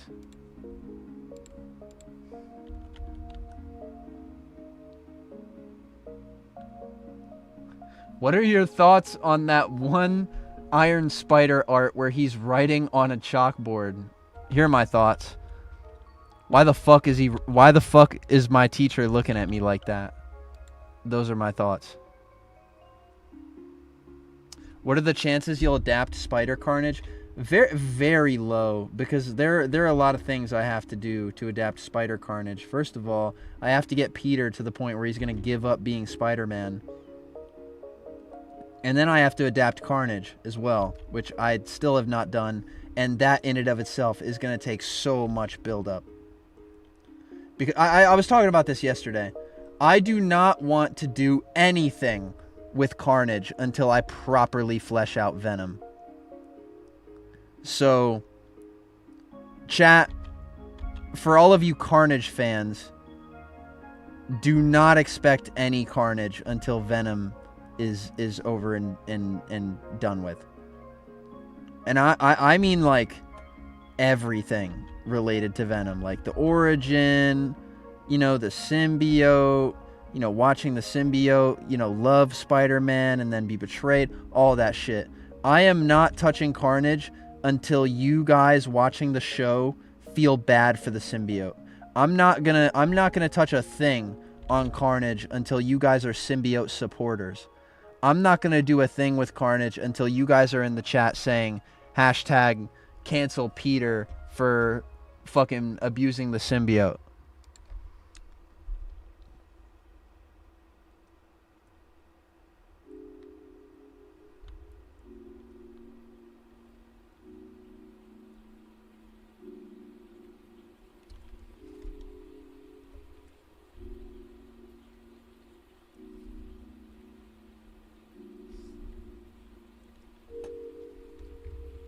What are your thoughts on that YouTuber PSM? I fucking hate him. I can't stand him.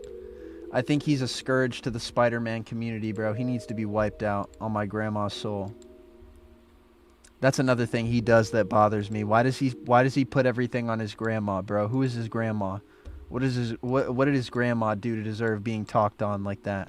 He's a monster. I hate him.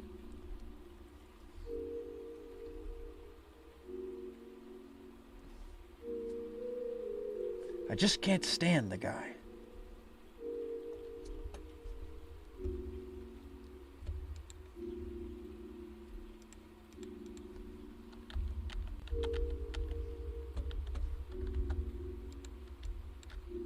I'm going to be lazy since you can only see his shoes in this shot.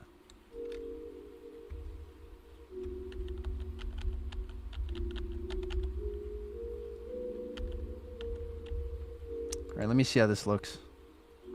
Chat, I know like half of this guy is missing, but I'm going to draw on some of his details later.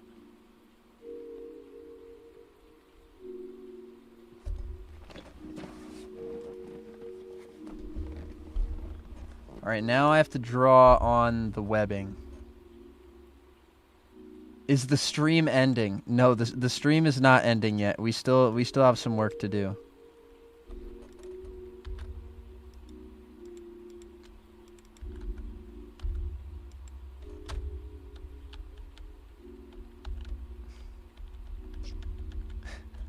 Kai, have you watched Invincible yet? No, I have not watched Invincible since the fucking 2 hours that have passed when someone last asked me if I have seen Invincible.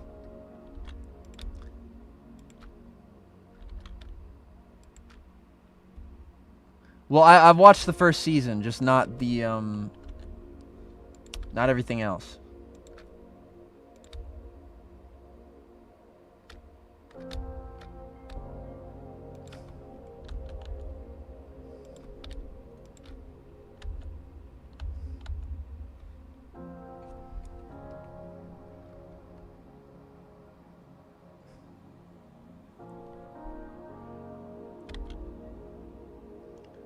Make Graham look up though. That's a solid idea.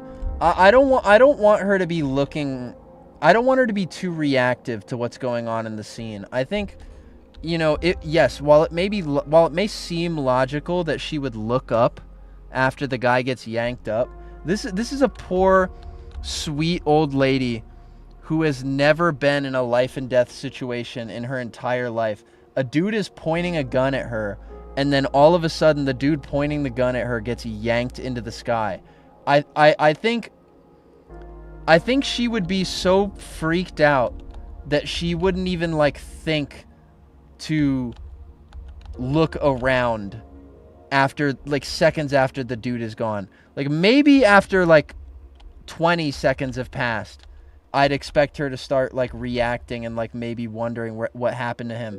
But she maybe not a second after the danger is alleviated. I think I'd wait at least like 20 seconds before like showing her reacting to what has just happened.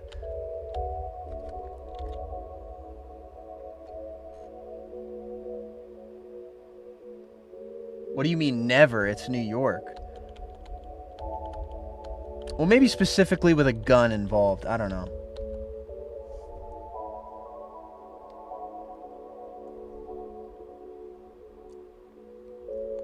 Never been in a life-threatening encounter where a gun was pointed at you.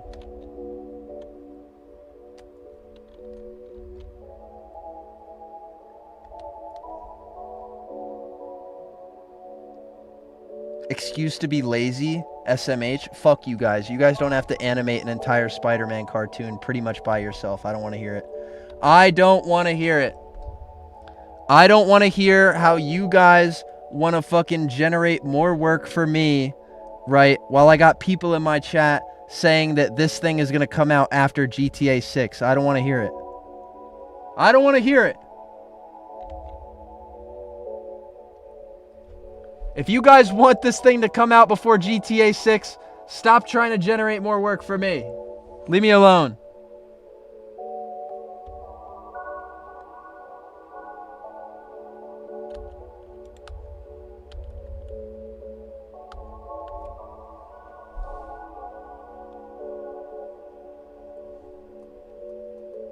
Dog, I genuinely think you would enjoy watching Invincible. Chat, look, here's the thing. Here's the thing about asking me to watch a show, right? If you're asking me to watch a show, I have to be fully paying attention, especially if it's animation, right? I have to be locked in for 50 minutes straight. And no offense to Invincible, he's not my superhero. I cannot afford to be spending that much time paying attention to fucking Marky Moo and whatever the fuck he's doing. Alright, I got Spider-Man shit I gotta consume. I can't be focused on Mark for 50 minutes straight. Fuck him. And I don't want to do the animation team a disservice by having Invincible on in the background.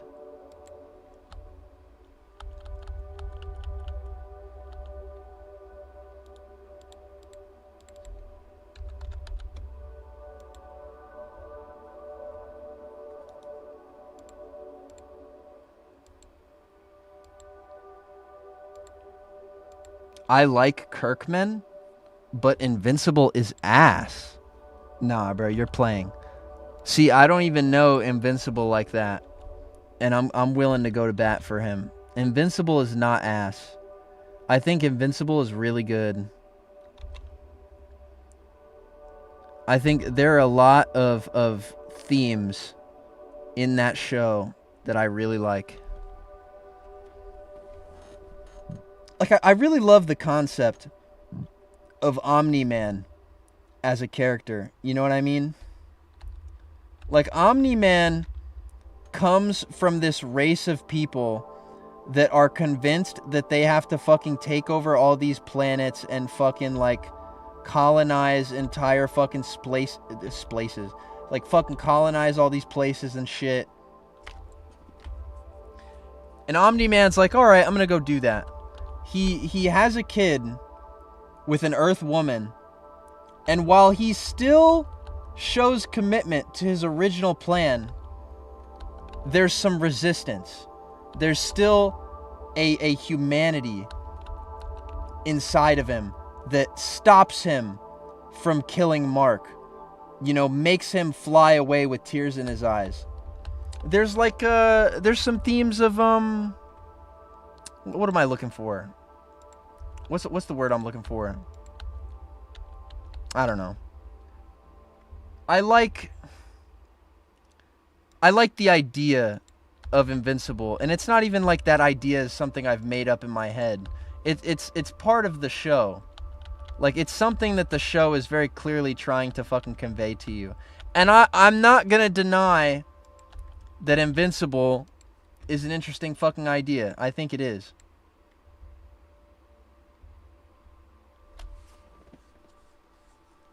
If he's invincible, why can I see him? Alright. Humanity, redemption, yeah, like that's the kind of shit I'm thinking of.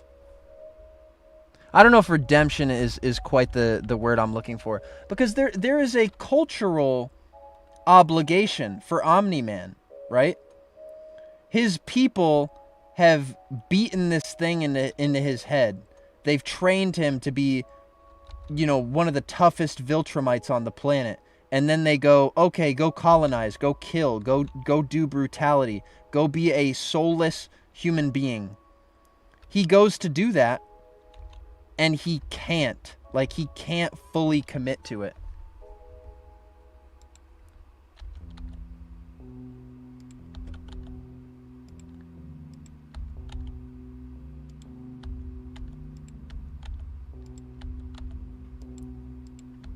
You know, there's like that rejection of purpose.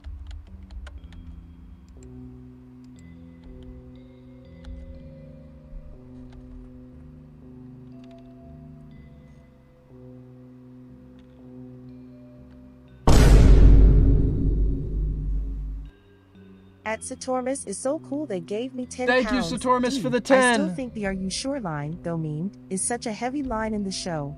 It's almost like Nolan is giving Mark an out to say nah, just kidding, because it reminds him about his mission. Oh my god, you're so right. I didn't even fucking realize that.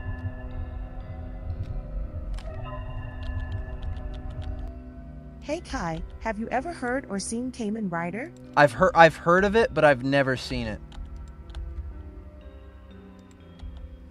Damn, dude, that fucking meme ass line hits so much harder now. Fuck. Cause after that point, Omni-Man has been fucking activated from the sleeper agent or activated to be the sleeper agent that he is. Fuck, man. Alright, maybe I do have to watch Invincible. I don't know.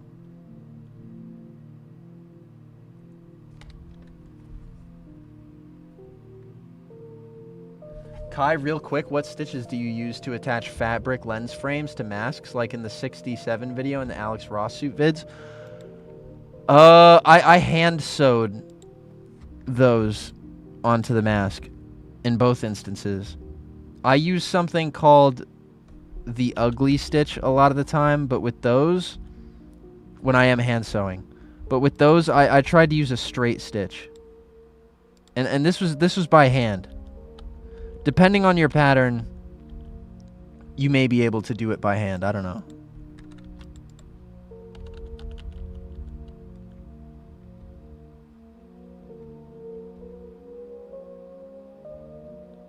Are you sure?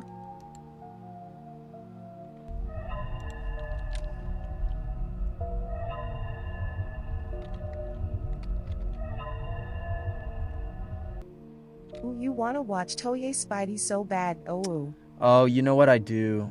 You know what? Fuck Invincible. I gotta watch the show where Spider-Man shoots at people with a machine gun. You're right, Satormus. I still gotta do that, bro. Like, how the fuck do I have time? I'm not gonna say that, because then you guys are gonna dog on me even harder for not seeing Invincible. Alright, there we go. The gun will have fallen out of view of the dashboard by the time I draw in the dashboard. Okay, here we go. Chat. Here it is. The finished animation. Yoink. There he goes.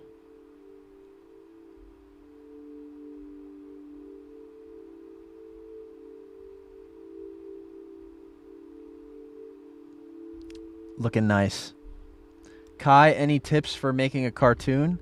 Yeah, don't keep it short. Don't dedicate yourself to making a fucking multiple episode series unless it's your own original idea. It'll fucking kill you.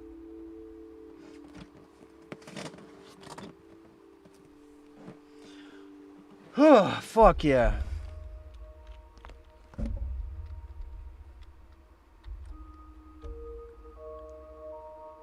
There we go.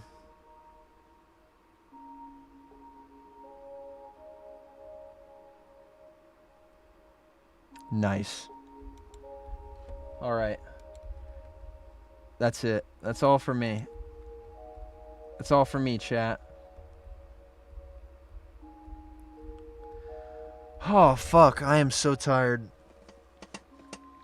All I've been doing is sitting in this chair animating for 4 hours, and I'm fucking tired somehow.